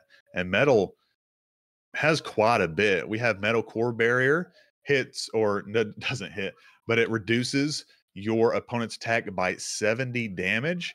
It's kind of like a technical machine card to where it gets discarded at the end of your opponent's turn, but it does do quite a bit, helps quite a bit by reducing, up to 70 damage. And in my most recent iteration, I'm kind of messing around with metal core barrier, so it's not going to be in the list that we have today for you. But metal core barrier is a really awesome card. And then we got metal frying pan that takes 30 less damage, prevents you from having weakness. So if you're playing up against a fire deck, you don't have weakness to that fire Pokemon.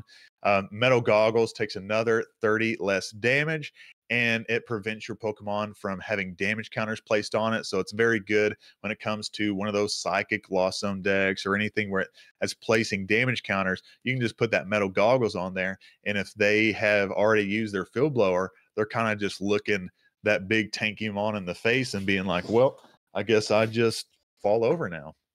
And then you have some of the stadiums. Crystal Cave, really awesome stadium, heals 30 damage. It's basically rough seas, but for metal. Then Full Metal Lab takes 30 less damage for all your metal Pokemon, both yours and your opponents. So if you play a mirror, I've already thought about this. If you play a mirror with metal, it's going to be kind of like a slap fight. It's going to be funny to watch. It'll be slow and grueling. Oh yeah. But those two stadiums are really fun to put in your metal deck. And then when it comes to shield energy is funny because you take 10 less damage whenever it's attached, but a lot of the time your opponent, and it feels bad, that's why you always try to keep it to where your opponent can see it, but your opponent will be 10 short guaranteed at some point during the game, and they're going to be like, why? And you're going to just take out the shield energy, and they're going to be sad, and you're going to be sad with them. But yeah, metal has a lot of fun tanky stuff to go for it. The only thing with metal is it just seems really slow. So you don't have a whole lot of Pokemon that are like, here, let's set up. It's like grass has Grotle, has Turffield Stadium, water has Alolan Vulpix and Drizzile and stuff like that. Metal doesn't really have that, so it's really hard to kind of get set up quick enough. So we're hoping that, within the next few sets or whenever it may come, that we have a card that will allow us to set up quicker in metal, because that's all I think that metal needs is a quicker setup card. Yeah. No, I agree with you 100%. I've had tons of struggles with metal. It was the third deck I ever got because it was grass, dark, and then it was metal. And since we've had metal, yeah, I just have not had an opportunity to just do well with it, to play well with it, to enjoy a style of deck. I've tried this Bronzong, I've tried that Bronzong, I've tried the two ones that people play, and then even Metang now. Like, I don't think I've hit a metal maker ever in my life. Like, and I don't think I've ever seen anyone successfully hit, like, I would say, a good value metal maker. I think there's like a clip of Z-Man hitting 4, and I'm like, that's scripted. It has to be.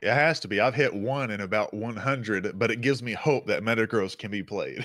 Yeah. Is there a more high roll card than Metang? I don't know. But the Metagross being good is like a reason to play the Metang. Again, you've got a good stage 2 with good stage 1, like, again, roll compression there. But I'm with you, like, it's slow to get going. I really tried to get this Heatran deck that was playing a lot of these pieces that are on screen, thinking like, oh, Crispin's out, and I've got fire energy in my deck because I'm playing Heatran. Like, oh, and I've got this Melmetal. That's only 3 energy. Like, there's so many ways for me to get 3 energy now. I could Turbo Energize, blah, blah, blah. And it's like, nothing ever worked. Yeah. I was just like, why isn't it working? And so I don't know. It like even like it just feels so energy hungry, like all aspects of the deck, right? Like you've Yes. got to play Reverum, you've got to discard the energy to draw up to 6. If you discard the energy, yeah, it's got some synergy with Bronzong, but what's the first thing your opponent's going to try to go after? 90 HP Yeah. Bronzong, right? One of those guys. One of Yeah, those guys. and then like you're trying to find more consistency, so you see a lot of these lists running Stellar Wish Jirachi, maybe the Dreamy Revelation Jirachi too. And we talked about like making sure you don't give your opponent those easy prizes. Well, Bronzong and Jirachi, which you see in every list, are just 2 pretty easy prizes for your Yep. opponent to be like, here you go. Matang is another one. Reverum's got some beef to it, 140, but still that's not out of the realm. So again, there's 4 support Pokemon that Metal really rely on that you're giving up prizes for. So I just don't know what the issue that Metal and I have. We just don't vibe. I'm going to keep trying because that's what we do. But It's not just you, man. We're all waiting. yeah. It just like as a fighting player and you look at what Metal has to offer, I'm just like, why aren't you guys A tier? Why isn't Metal A tier? Yeah, who's to say that fighting gets this and it's that much better? It might just get worse. Metal's not getting any better. Who knows? Who knows? I think you kind of like maybe hit part of the issue is that like Grass has all this onboard search, right? So Metal or Grass doesn't have to be drawing cards. It can just be like, I'm going to get my Pokemon that do cool things. I'm going to go get my Roserade that's going to get me the card I exactly need. And Metal's like, I hope I can find an energy to discard to draw up to 6 and then find all these pieces I need. And it's like, Reverum is great, don't get me wrong. But it's a lot to need to happen. And the Yeah. Camparaja helps a ton because you get to keep Mount Coronet in play longer, technically, right? But at some point in these tanky decks, you're going to want to ditch the Coronet, play down a tanky stadium that like Crystal Cave or Full Metal. So I don't know. There's so much going on. Again, you kicked my butt with it the other day, but it feels like Metal is stuck in a spot and it needs a piece. I don't know what that piece looks like, but it will be there at one point. And he's in Alolan Vulpix. Ooh, that'd be pretty good. Then I mean, you get to drop the Jirachi probably finally, right? Like, yeah. We don't need that Jirachi. That thing is a death trap. Yeah, I think I actually ended up cutting it this last list because I was like, hey, if I cut this, I also get to cut a skateboard. That's 2 spots for something else. But, Yeah. Well, hey, that's us talking kind of through the best types. Let's get into some of these lists. And this is the one we've been talking about quite a bit. It's Acco Blubber's list. And again, amazing player. I need people to know more about Acco Blubber. And this is his tanky psychic deck. Again, he was kind of like theory crafting this deck list. And all of us were just like, I'm sorry, you want to do what with psychic? You want to tank hits? And this list kind of came together and you look at it and you're like, this list is pretty sick. So you look at kind of the Pokemon suite. It's got that Gengar, the Golurk we talked about. It's got Gallade and the Palisand. And it's got some cheap mons, right? Like it's got this Cleffa that's only got 30 HP. Again, we talked about giving up those cheap prizes.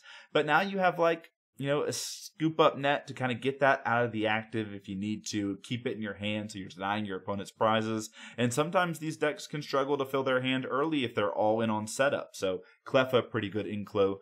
Bench Barrier Mew, because of course you just need to protect your bench. And then you've got Mimikyu. I'm wondering if you mentioned the Monkey Dory. This is probably an older list from Acco Blubber. I'm wondering if Monkey Dory finds its way into this list, and I have to assume it does, especially since it's already playing so many special energies. And then you just look at some of the options it has available to it for the rest of the deck. You got bodybuilding dumbbells and buff padding, 2 of those HP buffs we talked about. It's not running Moonlit Hill, the stadium we talked about, because again, that stadium's a little bit mid, but it does have Lost City here, which I think is a really cool include in a build like this, because one of the best ways that you can tank a hit is just to get rid of one of your opponent's best attackers, right? And that's what Lost City does here. So really cool, unique list. I really love everything about it. I have yet to play it, but it looks sweet. Josh, any thoughts? Yes, whenever I took a look at this list, I thought it was a very interesting list. And this is, I believe, a deck that he hasn't updated in a little bit. But if he were to, I believe that Monkey Dory would make itself into the list. And it might be one of the things that this list needs to be really competitive. And whenever it comes to the Lost City, I didn't know anything about like GLC people playing Lost City until I found Cardboard Warriors through your podcast. I just saw your podcast out there, and Lost City is just such an interesting card to me. I still like I can grasp it, but I don't want to play Lost City. And people that do play Lost City, especially in decks like this, it's I got to give you props. I got to give you props. I think it's an awesome list, especially with its like very different way of being able to tank the hits and then just, I'm rubber, you're glue, whatever you say to me bounces off me and sticks to you strategy. Yeah. And of course, just having access to Gallade, like so many of these tanky builds that we look at lack a little bit of consistency. Well, Gallade just really solves all the issues you have in that regard, with Akiria being able to draw you cards and then Gallade being able to search up supporters at any moment. Like, imagine a deck that could search up a Cheryl when it's good, or imagine a deck that could search up Mao and Lana when they need to switch and heal. Like, obviously Roger is not playing either of those cards in this build, but that's something that you could potentially do in a deck list like this, because Gallade just gives you that flexibility. Back to Lost City, I'm with you. Lost City, this might be a hill I'm willing to die on. Lost City might not be a good card for Gym Leader Challenge as far as like gameplay goes, because it's like a singleton format, right? Like, it's a singleton format where we're recurring cards and Pokemon, and just being like, you can never play that card again in this game is maybe one of the rudest things that you can do to someone. So, oh yeah, again, I like you. I have a lot of respect for people that play Lost City. Lost City is a card that people should be playing more, but like, I just want my locals to have fun. And like, Lost City is like that card that's like, oh yeah, hey, you're running your really cool, like, we have a guy who plays like free water, right? Like, imagined if I just like Lost City both of the cast forms. Like, you can never win now. Sorry, friend. Like, yeah. I mean, Lost Zone, Psychic, you get rid of that Sableye, you've already lost, hey, like I've clawed my way back with a Gengar. oh yeah, I forgot about that Gengar. But yeah, Lost City, I'll get up on that hill with you. We can die together, because Lost City is a card that I think it makes me scared, even though I know that nobody locally plays it and anything like that. I'm still teching for it, and I know they don't play it. So it's definitely a scary card, and I'll get on that hill with you. You might have to use one of your passwords as ban Lost City. That's true too. For those of you who don't know, every time we do a Twin Leaf tournament, I make the password ban something. This last one was Rotom Forever, because people were talking about banning Rotom Fan, and I was like, no, it promotes good gameplay for colorless builds. Let's keep that one around. Yeah. But ban something, and of course I did like ban Raikou, and that week Raikou got banned. So here we are. We might have to do ban Lost City. There are techs against Lost City. Obviously, you can play like Rescue Scarf and stuff, so there is counterplay to it. But when you're running counterplay to the counterplay, it's like, what are we doing in our singleton format? So that's all I'm going to say. There might be pictures of Z-Man out there at Baltimore Regionals, like Lost Citying people's Charizards with Midori, and I'm just like, oh no, little Timmy is never going to play Gym Leader Challenge again. But you know what? That's okay. There's no Marshadow anymore. At least that it can't be set on the first turn of the game. Oh yeah. All right, next list we got is a tanky grass list, and this is coming to us from Subject00147, known for some awesome brews. You might have seen their Welder Dragon list back in the day where they had like Reshiram in it. It was really cool. It's really neat. And this is, again, tanky grass. It's really interesting list. They're opting for Cherim here. Over like a Rillasaur sort of deck. And then you've got Kricketune paired with Leavanny and Torterra and Brambleghast, which are just some of those tankier mons that we've already talked about.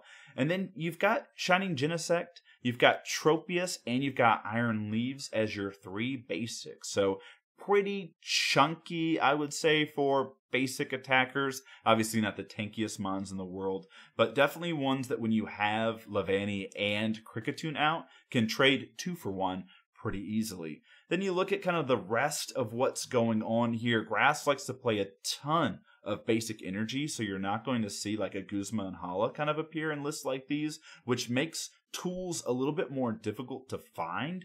So you do see Arven here as the only way. We've got Pot Helmet and Luxurious Cape as other ways to kind of tank hits and get going outside of the abilities of the Pokemon that we see at the top there. But again, another strong list. Again, you'll see other tanky grass lists kind of deviate from just the tank aspect and maybe lean into some healing. There's the Arboliva that we mentioned. There's also a stage 1 that does a similar thing where it heals a Pokemon. So there's a lot of heal in these decks too, but I really like what Subject did here, kind of focusing on the tank and the natural girth that grass has available to it. Oh yes, and to point out, to reiterate on the Levani and the Swellington Cricketune, you have to hit, your opponent has to hit 80 for it to even kind of do anything. So you're reducing 40, and then you have that 40 HP, and basically you yourself have soaked up, and you still have the same amount on, like, let's say this Genesect, you have the same amount of HP that's on the card whenever you have those 2 support Pokemon out already, allowing you to kind of stay out there for a little bit longer. And I'm a big fan of that, because those Genesect and Tropius and all that have these special attacks that can help you hit for more damage. Genesect for more damage per grass energy that you have on that Pokemon, and Tropius as a nice revenge attacker. And then with that being said, later in the game, we talked about Bramblegast earlier, you can just get all that energy back into your deck and just kind of slowly put that guy on, put energy onto that Bramblegast about mid-game, unless if you get gusted up, and just kind of get that guy going as well. So this is a really fun tank deck, not so much heal, but it's a really fun tank deck that really takes advantage of those 2 support Pokemon that kind of just level out your HP. Yeah. And this deck, again, it feels a little bit less susceptible maybe to like a Parallel City, because you're not so reliant on evolutions. You're going to have more basic attackers that you can kind of discard if Parallel City comes down and then kind of get back. You're going to see Revitalizer, which is just one of the best recovery cards in the game, an item card that gets you 2 grass Pokemon. You've got Clear that gets back 2 Pokemon and energy. So like you're able to recycle some of these basic attackers really easily. And then you do have Torterra up here. And again, you're lighter on evolutions in this build, but you still have that same option of keeping evolutions in play. I mean, you got Bramblegast, Cherim, the 2 tanky mons that you mentioned, plus Torterra there, so you can still hit a respectable 250, which is KOing everything in this format. So really like this build. No Rosalia Roserade is kind of interesting. I'm wondering if that was for bench space considerations, but again, love this deck. I love what it's doing. 10 out of 10 would play. Oh yes. All right, this is the deck that bodied me, so I'll paint you guys a picture. Old Jeff Bache just wants to play Psychic Spread, or not even Psychic Spread, it wants to play Lightning Spread, because that's the type of person that I am. So, I just queue up into a tournament. First round, queue up against Metal. End up squeaking out a win. Second round, queue up against Josh, also playing Metal. Straight destroyed. Just straight up. Did not have a chance. 6-0 prizes. The dream was never there, chat. I mean, it was just disastrous. Josh, this is the list that did it to me. Tell everyone how you picked apart my Lightning Spread deck. All right. So to start off, we play our little Jirachi up in the active. No, we do a whole play-by-play. But with this right here, we have, that new Copperaja, we got the new Archaludon, and, all of our, those are our 2 main tanky Pokemon that we're going to try to keep alive during your games. And anyways, we have the Metang that lets you get energy out into your Pokemon, and as well as some comeback potential with Cobalion towards the end. It only 2 metal, you're hitting for 30 plus each prize card that your opponent has taken. So it really helps you kind of come back if your opponent has chipped away at your tanky Pokemon. We got Bronzong to kind of help us get those tanky Pokemon going energy-wise. As well as we got this Turbo Energize that I've been messing around with as well, because we do play the Arven. We have a possible out to be able to get more energy out and play a lot quicker, since that is one of the things that I noticed is very slow in metal, is although you get that bronzong, sometimes you don't get that bronzong, and then you're just 4 turns of attaching. We got metal saucer to kind of supplement that, but sometimes you just don't get the cards that you need all the time. So you're trying to make sure that we are being consistent with the cards that allow us to do so. When it comes to healing in this deck, we got Crystal Cave and we have Malo and Lana. Those are going to be our 2 main ways of healing, because we have so much damage reduction in our tools and as well as our stadium that takes 30 less damage. And like I mentioned before, in our most recent iteration, we have Metal Core Barrier that we're kind of playing around with. One of those cards that you have to be extremely smart about playing, because it does get discarded. But Copper and Archaludon being as tanky as they are, most of the time your opponents are going to be, using an attack or 2 to be able to try to take you down. And it's just going to take a lot of work. If you are set up and you have the energy out there, you have free retreat with Archaludon, and you can use that Malo and Lana to switch out and heal, and then be able to just free retreat back in place, which is really good. You got to watch out for Hex with that. So that's why I've been playing with the idea of replacing that U-turn board with a float stone. It won't change too much. You just won't get that reoccurring rescue board in play. That being said, our attackers, although they do have some good attacks like that, Caporaggio with 130 plus 100, but you can't attack, and then your Archaludon for 160, but you can't attack the next turn. You kind of got to be careful with attacking. Make sure you have another way to attack the next turn, hence the free retreat, and not being able to attack the next turn. You got to have both those guys set up a lot of the time. So that's where the Turbo Energize kind of helps to kind of bring that all in. We got that town map because a lot of the time you have to have some way to get into your prizes or to know your prizes. A lot of the time in these tanky decks, one of your big guys might be prized. So you want a Gladion, or you want to be able to have a town map to kind of show you exactly what you're going to be picking up whenever you do take a prize. Hopefully taking a prize. Also, what we kind of spoke on earlier, the deck is kind of slow to kind of get going because you don't have a whole lot of search for different Pokemon or what have you. We got Evo Instance and Evo Soda in this deck to kind of help get our evolution Pokemon going. That being said, Timer Ball is not a real card. Timer Ball is... It's a real card, and it just says flip 2 coins. It does. It says flip 2 coins, and then your opponent just looks at those coins, and then you're done. Yeah. No. But yeah, Timer Ball, it can be a good card, but it's just failed me so many times that I think that Timer Ball is no more. But yeah, that's why we're trying to get our Pokemon search up, especially our evolution Pokemon. We don't have any stage 2s except for Metagross, and you can get these stage 1s up and running pretty quick, especially with this research added.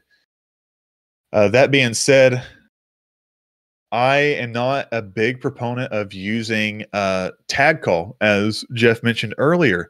Tag call sometimes gets in the way, and I find a lot of the time tag call or Cynthian Clayton being my 61st, 62nd card. So I find myself making those cuts quite a bit. That I know that it's good to use, but I just find some other cards that I like to use a little bit more. You're not running any like setup stadiums, because you have Caporaggio here. You're definitely more focused on disruptive, or cards are going to synergize well with what you're trying to do. Obviously, Crystal Cave, Full Metal. You got Mount Coronet for your Rever Room. So I definitely agree with your assessment here that tag call would be great if you were running Artisan and Capture Energy plus maybe TiVo EM or something like that. Yeah, but it's not needed in a list like this. So good call. Yep. Hex Maniac is another one of those weird cards because a lot of the time you want it and a lot of the time you don't. Hex Maniac in this list, I recently cut it because a lot of the time you're using Hexmaniac, and then you turn off your ability on Caparajah, or you turn off your ability on Archaludon by, you know, accident or something like that, and then you're just out of luck because you can't use those abilities anymore. Um, with the case in Caparajah, your opponent will be able to replace that important stadium on that next turn. So if you're playing Parallel City and you play Hexmaniac, then you end up kind of just, you know, messing up there and misplaying, and your opponent being able to, you know, get rid of that Parallel City. But yeah, that being said, this this deck is, I think, getting really close, and I think it needs a few more cards, and it could be a little bit faster. Just something to search out your Pokemon, get kind of things set up a lot quicker. Yeah, I really like this list, and having seen it in action a couple of different times, and having reached out to you to talk about my Heatran list and stuff like that, I think this list is in a really good spot. Obviously, like, people are looking at you're playing the metal links that attaches from the discard pile, and my first thought when I went to lists like this was like, what card would be super cool? The metal transfer one, because you've got Archaludon and you need an energy attached to free retreat, so you could like transfer energy to give your Pokemon free retreat, but like metal transfer Bronzong feels like such a trap. And it's like hard to explain why it's a trap, but it just never quite works out the way that you want it. Like you're either like moving all your energy to an attacker that gets instantly KO'd and now there's no energy on board, or you're like trying to like stagger how you attach your energy to avoid being like disrupted by your opponent, and then your opponent just takes care of the metal transfer Bronzong. Like, it's just a card that's really easy for your opponents to target, and it just doesn't feel quite worth it in the same vein that like Metal Link's Bronzong does. So again, it's a card I've really wanted to try. It's a card that I feel like fits in with tanky metal. It just doesn't quite give you the results that you hope for. In a vacuum, it's great though. Yeah, I agree with you totally on that one. And also, like, Bronzong, the Metal Lynx has 90 HP, while the Bronzong that has Metal Transfer has 110 HP. So you can't even search it with a level ball, which makes it kind of even worse, and it feels bad, But if you get it running and that play that you get off that Cheryl, that's awesome. But most of the time, it does feel like a trap. Awesome list. I hope to lose to it many more times in the future. All right, next list, another baby of yours. That we played a really close game with this one. I really enjoyed it. Came down to me being one energy short on my Rapid Strike Starmie, because that's the card that I love to play the most. But this is your tag team Titans Go, which is just like the best name that I think we just need to take a moment and appreciate. Like, Pokemon deck names are awful most of the time, right? They're just like, hey, here's Pokemon X, Y, and Z. And even I fall into that trap of making terrible names. Like, Ancient Dragon sucks, guys. Come on. Make me make a better name. But, Tag Team Titans Go, just straight on the money, Josh. Tell us about this deck. Man, I love this deck. I've been messing with this deck and just refining this deck over time since I, first started around 2021. And I remember playing this deck. It wasn't as refined as this, but I've played it to Arlington Regionals for the first time in a big setting, and it did pretty well. I remember going something like, I think we played 5 rounds and I went 302, but like in my first setting in a huge tournament, it did really well and it was awesome. That was back whenever it was like that, the Hydro Pump tank deck. And then fast forward to San Antonio GLC Regionals, then it kind of got a little bit better. We went 301 there, and I think that we on my my loss, I went 3-1. I think we kind of messed up a little bit. I think we did a little bad ruling to where I would have won. My opponent came up to me like later on and kind of apologized and gave me some tickets or tokens as like a sorry. But I think it did really well then and performed, especially after getting Sea Titan. And then fast forward to the present day, and we just have this really fleshed out deck that we can use. We'll start off with just its setup Pokemon. We have Alolan Vulpix. We have Octillery. We have Inteleon line. We have all those different cards to be able to help us search out things, our Pokemon, our trainers, and unfortunately, water does have these things, and a whole lot of other decks do not. So people will point at this and be like, "This is a great deck to learn with." But sometimes, with many options, it can actually kind of be a little bit worse um, when going into it, because you have all these different options that you can choose from, and you don't know, if you're not skilled with it, like what card to get when. Um, that being said, we got some of our other Pokemon, such as Snom, that allow you to accelerate energy from your hand to your benched water Pokemon. And then you have Articuno that kind of protects your benched water Pokemon by preventing your opponent from bossing up one of your Pokemon on the bench. So usually, most of the time, you're going to use Articuno to kind of help prevent your opponent from doing anything and it allows you to kind of build up your guys on the bench. But most of the time, you kind of want to start off with Articuno in the active for a few turns to get all your Pokemon. And like I always say, you want to prioritize setup over sometimes pressure on your opponent, or, the quick way out. Sometimes you just need to be able to set up multiple turns, because once you set up, a lot of the times you can just keep that momentum rolling. With the big whale, we got that 30 less damage, and you have that big attack. We play lots of special energy in this tech, such as recycle energy. Whenever you get knocked out, it goes straight back to your hand. So you can use this energy on an Inteleon, or just like at a retreat cost for one of your smaller mons, and it just comes straight back to your hand. And so a lot of the time, you're just guaranteed that special energy back, depending on how it's dealt with. And then you have reversal energy, because a lot of the time, since you are a setup deck, you're going to get behind a little bit. So a lot of the times, you can get a Wailord or a Titan going immediately with the reversal energy. And then with that splash energy, whenever you have that attached to one of your water Pokemon, it lets that Pokemon come back to your hand. So you can use that with your Wailord to bring your Wailord back. You can use that with your Titan to bring your Titan back, or even your Inteleon to, again, kind of like use your Inteleon line again and kind of be guaranteed that. Some other very important special energies for this deck.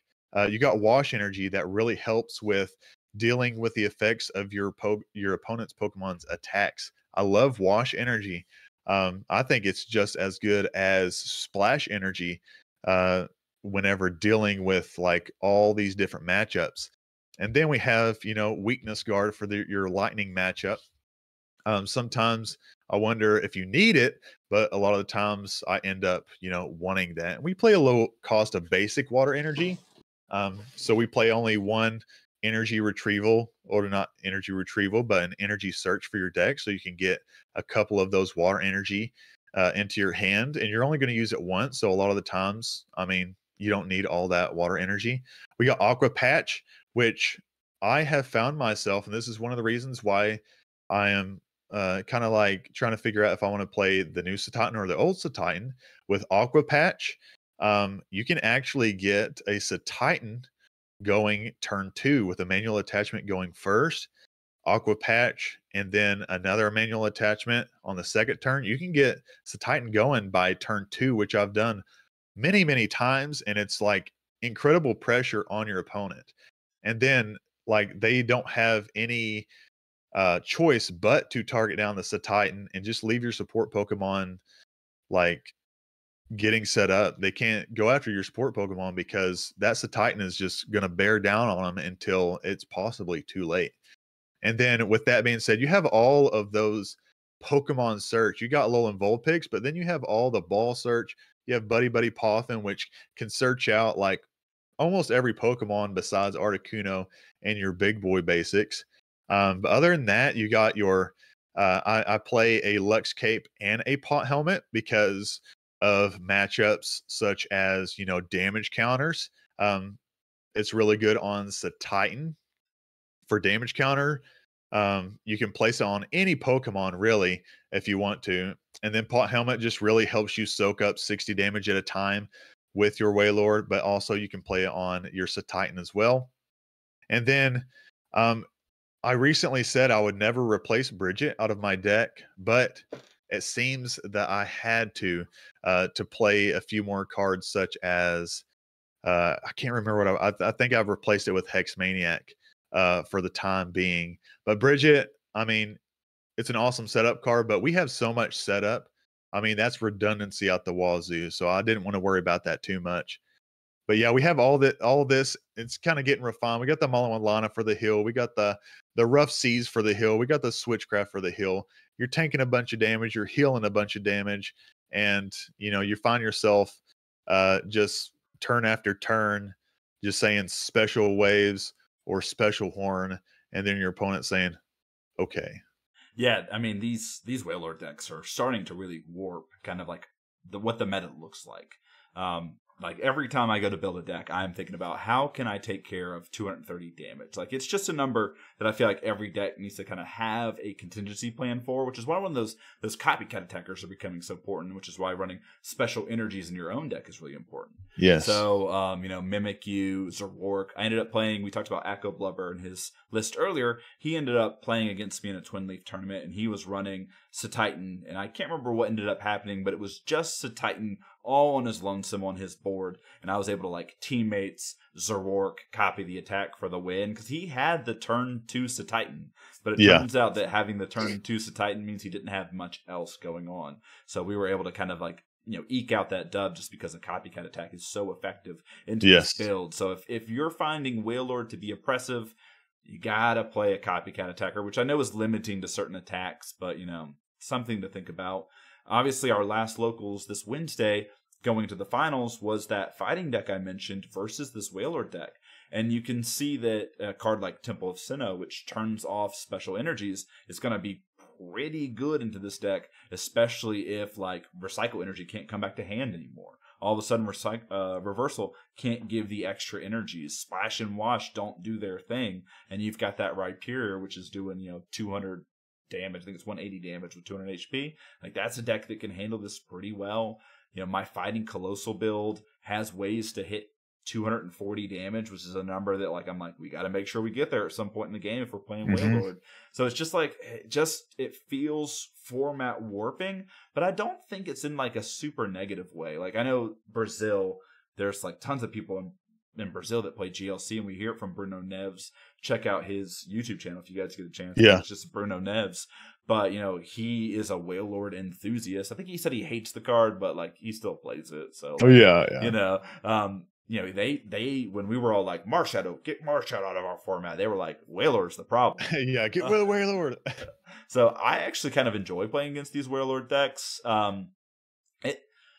Obviously you're going to be 2-shotting, maybe even 3-shotting a Whalelord, but like your prize mapping, like how are you going about your prize mapping when you're looking at a deck like this? Like they're giving you a Alolan Vulpix as a free prize, basically. Yeah. If you can hit that Snom early before a Frostmoth, you can set these decks back a bit. Reversal helps a little bit, but one of the most busted things about these tank and heal decks is just like Inteleon has 160 HP. Like, why is that card so? Yeah, that's good? insane.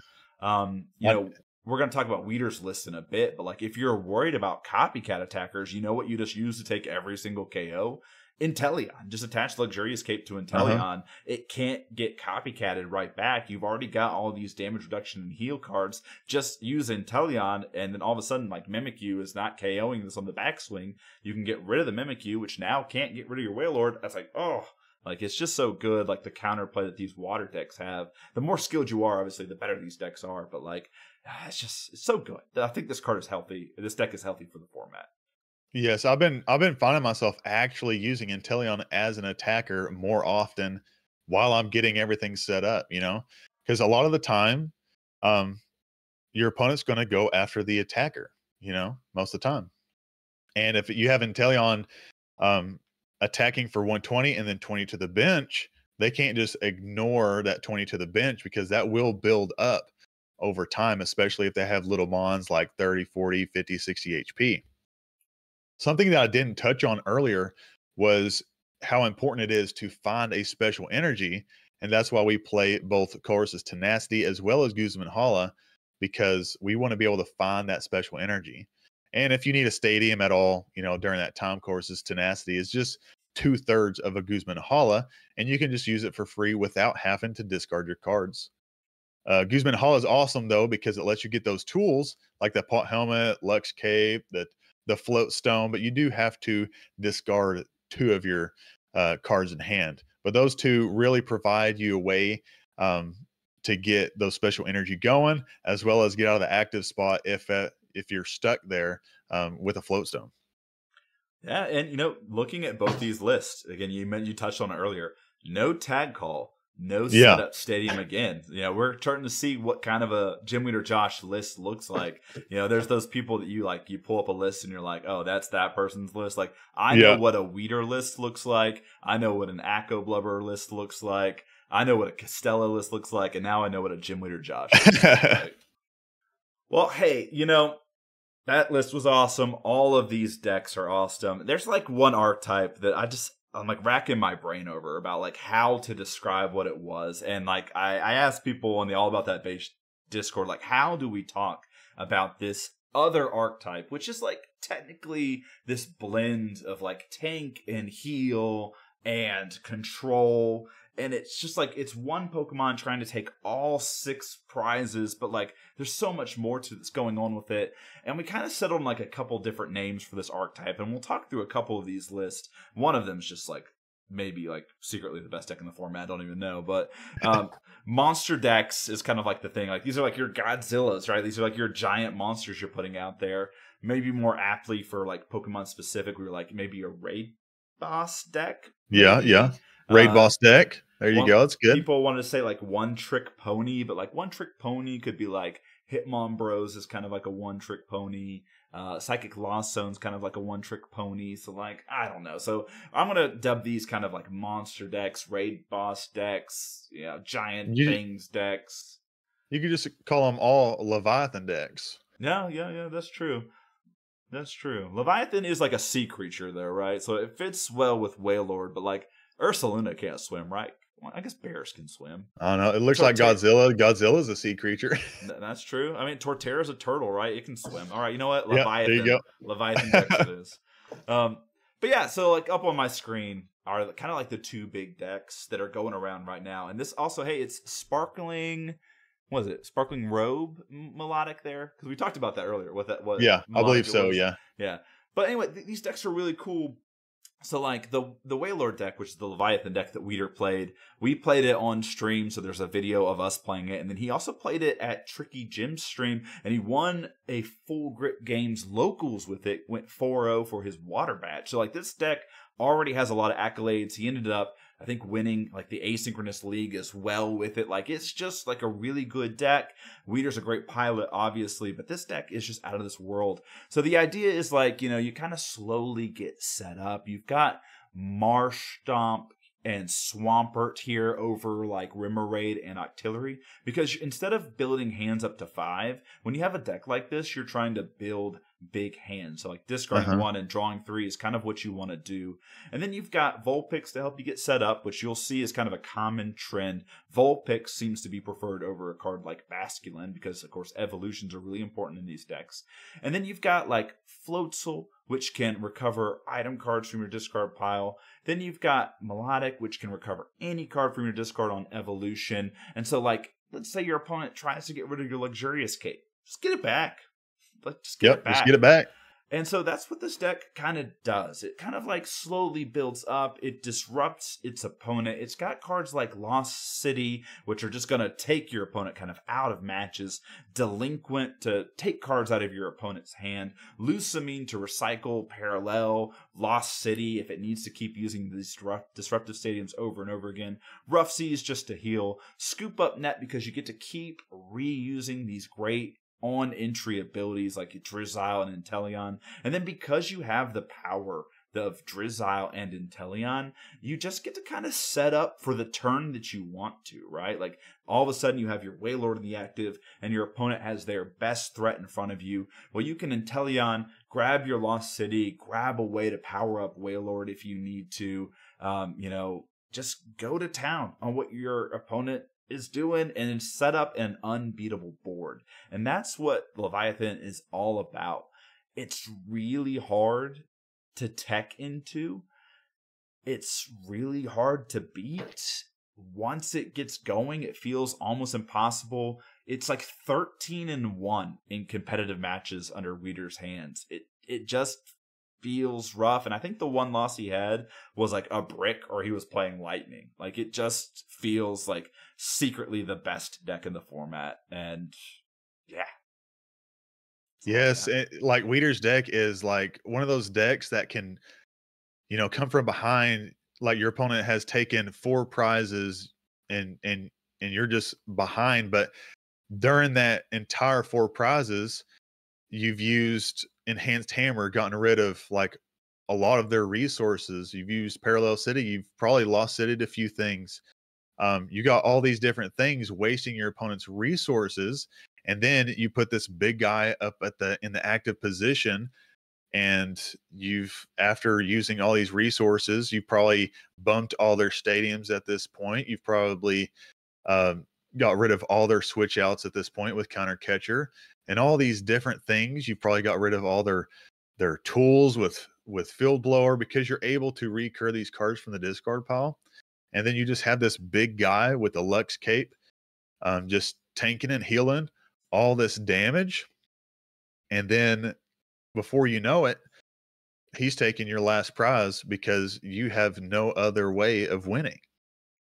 Yeah, I mean, this deck is brutal. And again, go check out that Tricky Gym stream too, because, Mahone looked like he had been teching for it. Like, he was playing like Faba in his deck, like just prepared. Yeah, I believe he teched every deck for it.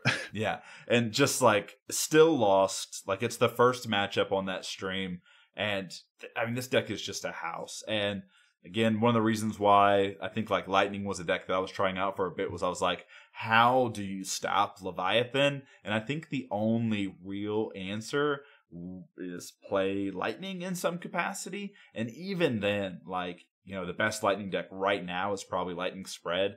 Like, you're not doing it probably with that list either. So it's just tough right now.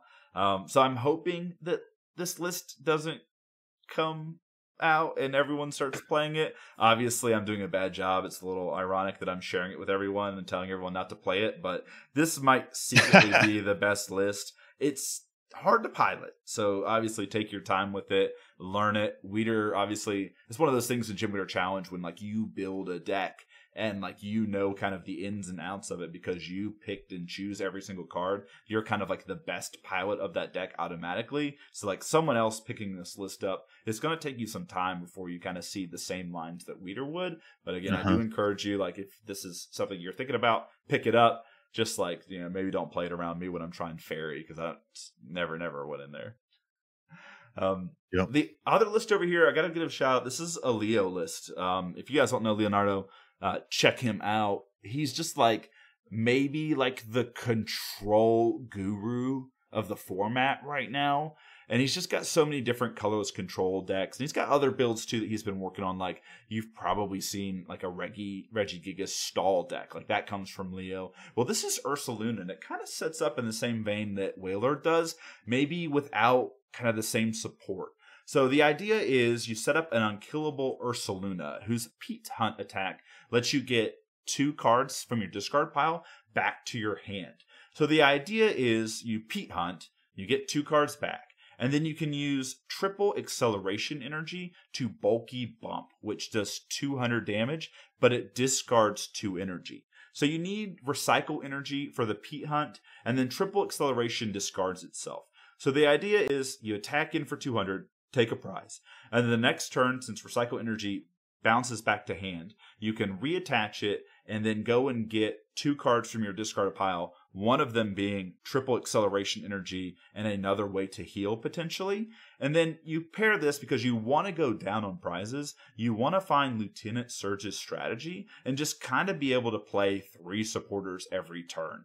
And so once you kind of set up this loop, your opponents can see it come in, like the writing's on the wall. This Ursaluna is going to take a KO, tank a hit, heal itself, and attack in the following turn. And it's just like this Wailord's taking 6 prizes over 12 turns.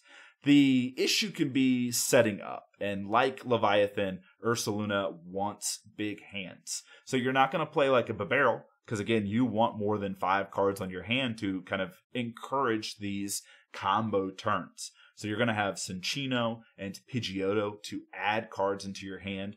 Snorlax, we're playing the Gormandize version, which is going to kind of sit in the active, take some hits early, and draw you up to 7. And then you've got Bunnelby as like a backup plan here. Like when things go bad, you can use Bunnelby to recover cards, but you can also use it to mill your opponent out if you need to, because this deck is usually running this Fortune Sister. It's not now, it's running Airy instead, but it has kind of like a backup mill plan where it runs its opponent out of resources and then can mill the deck if it needs to in a pinch. It's a really cool deck. It's running a lot of the same things that the Leviathan deck is doing. It just doesn't have Inteleon. And I think that's like the main difference there. Yeah, everything's missing Inteleon. Yeah, thanks. But I got to see you pilot this deck the other day, and you did a pretty good job of it. I got to see kind of how it worked. And I was like, man, that looks like a really fun deck. You just heal, then you hit, then you heal, then you hit.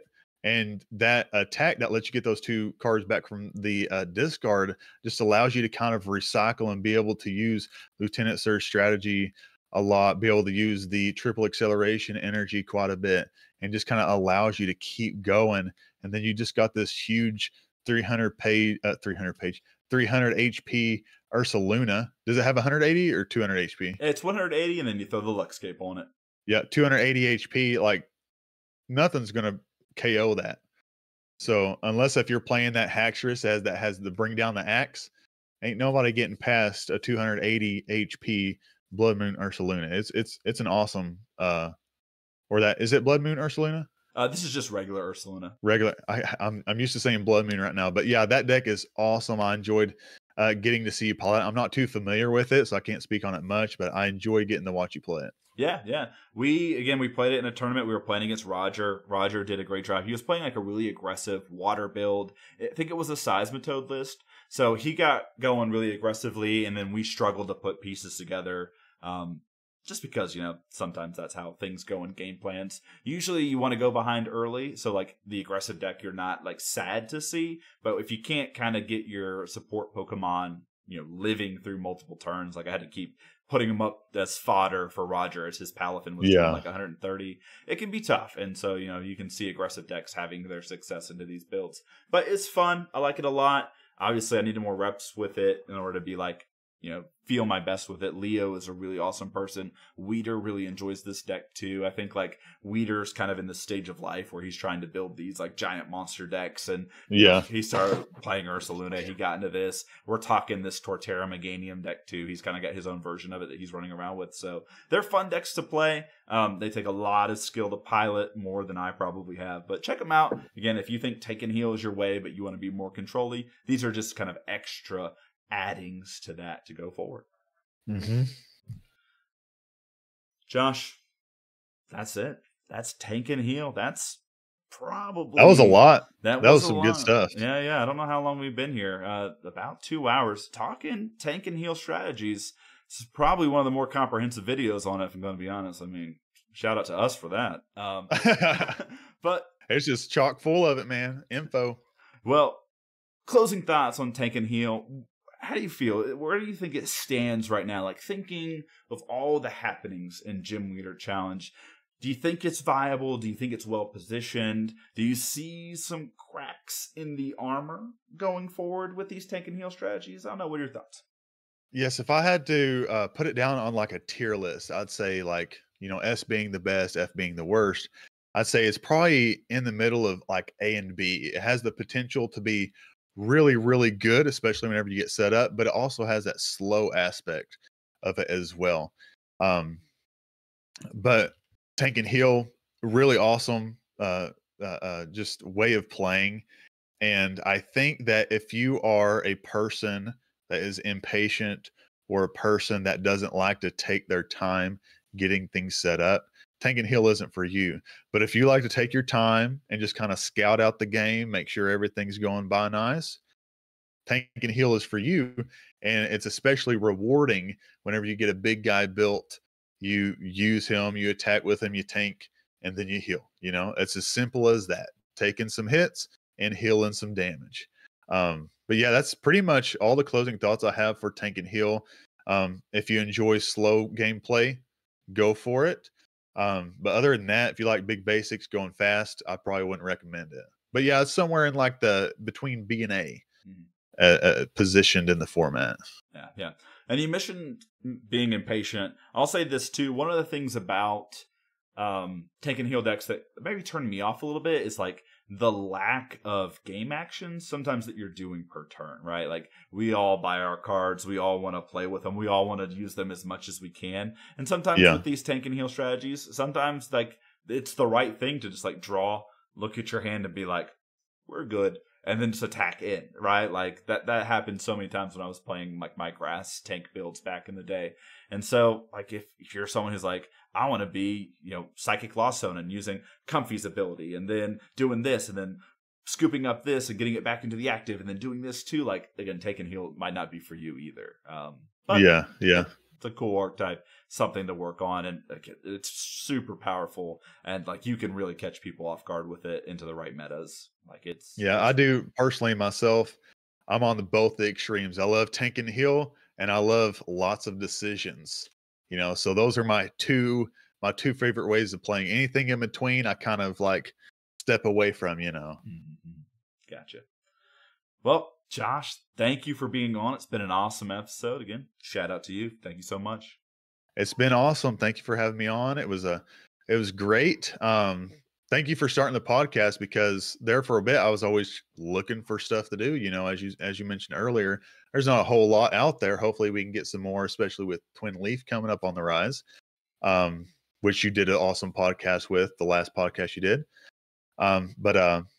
But yeah, I had no idea about Cardboard Warriors. I didn't know that the world was as big as it was, until I came into the Cardboard Warriors Discord because of your podcast. And I was like, oh, there are lots of decks out there, and I had no idea. I have like 8 decks that I've slowly built up myself, and they're very similar to other builds that I've been seeing, so it brings me to my point of like, it's really hard to create your own deck. And whenever you finally do, or you get that out there, it feels really good, That makes me really happy because, like, one of the things that I hate hearing, or that I do hear from people sometimes, and I just don't see it, is like, man, like Gym Leader Challenge is so like, it's solved. Everyone knows what's going on, and like it's the same, 15 supporters and blah blah blah blah blah. And I'm like, dude, like let me tell you about what all these people are trying to do out there. And that kind of been an inspiration for the podcast. That was the original inspiration for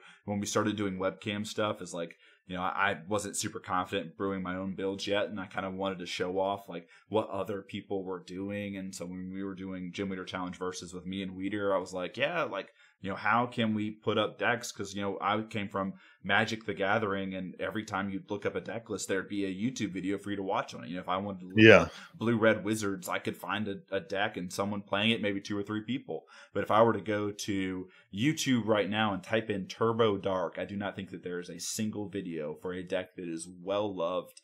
And that makes me a little sad. So again, hopefully we see more people hopping into the content creation. Since we've done the content creators episode, I found out about you. I found out about like Nerd Gaming is what I want to say. I can't remember it off the top of my head. TV Boy has done GLC TV. So there's like a lot of things that are going on in the Gym Leader Challenge community that's just so exciting. So yes, a lot of new stuff on the rise. Really good. I've been wanting to do more deck profiles myself, because deck profiles are really fun to do, especially live ones where you're kind of just putting things out one by one and kind of explaining why they're in the deck. Yeah, 100%. Well, Josh, again, thank you so much. And everyone else, thank you for listening. This has been Gym Leader. What is this? This is Let Loose, the podcast dedicated to Gym Leader Challenge and the Pokemon TCG. We'll see you guys all later. Have a good night. See you guys.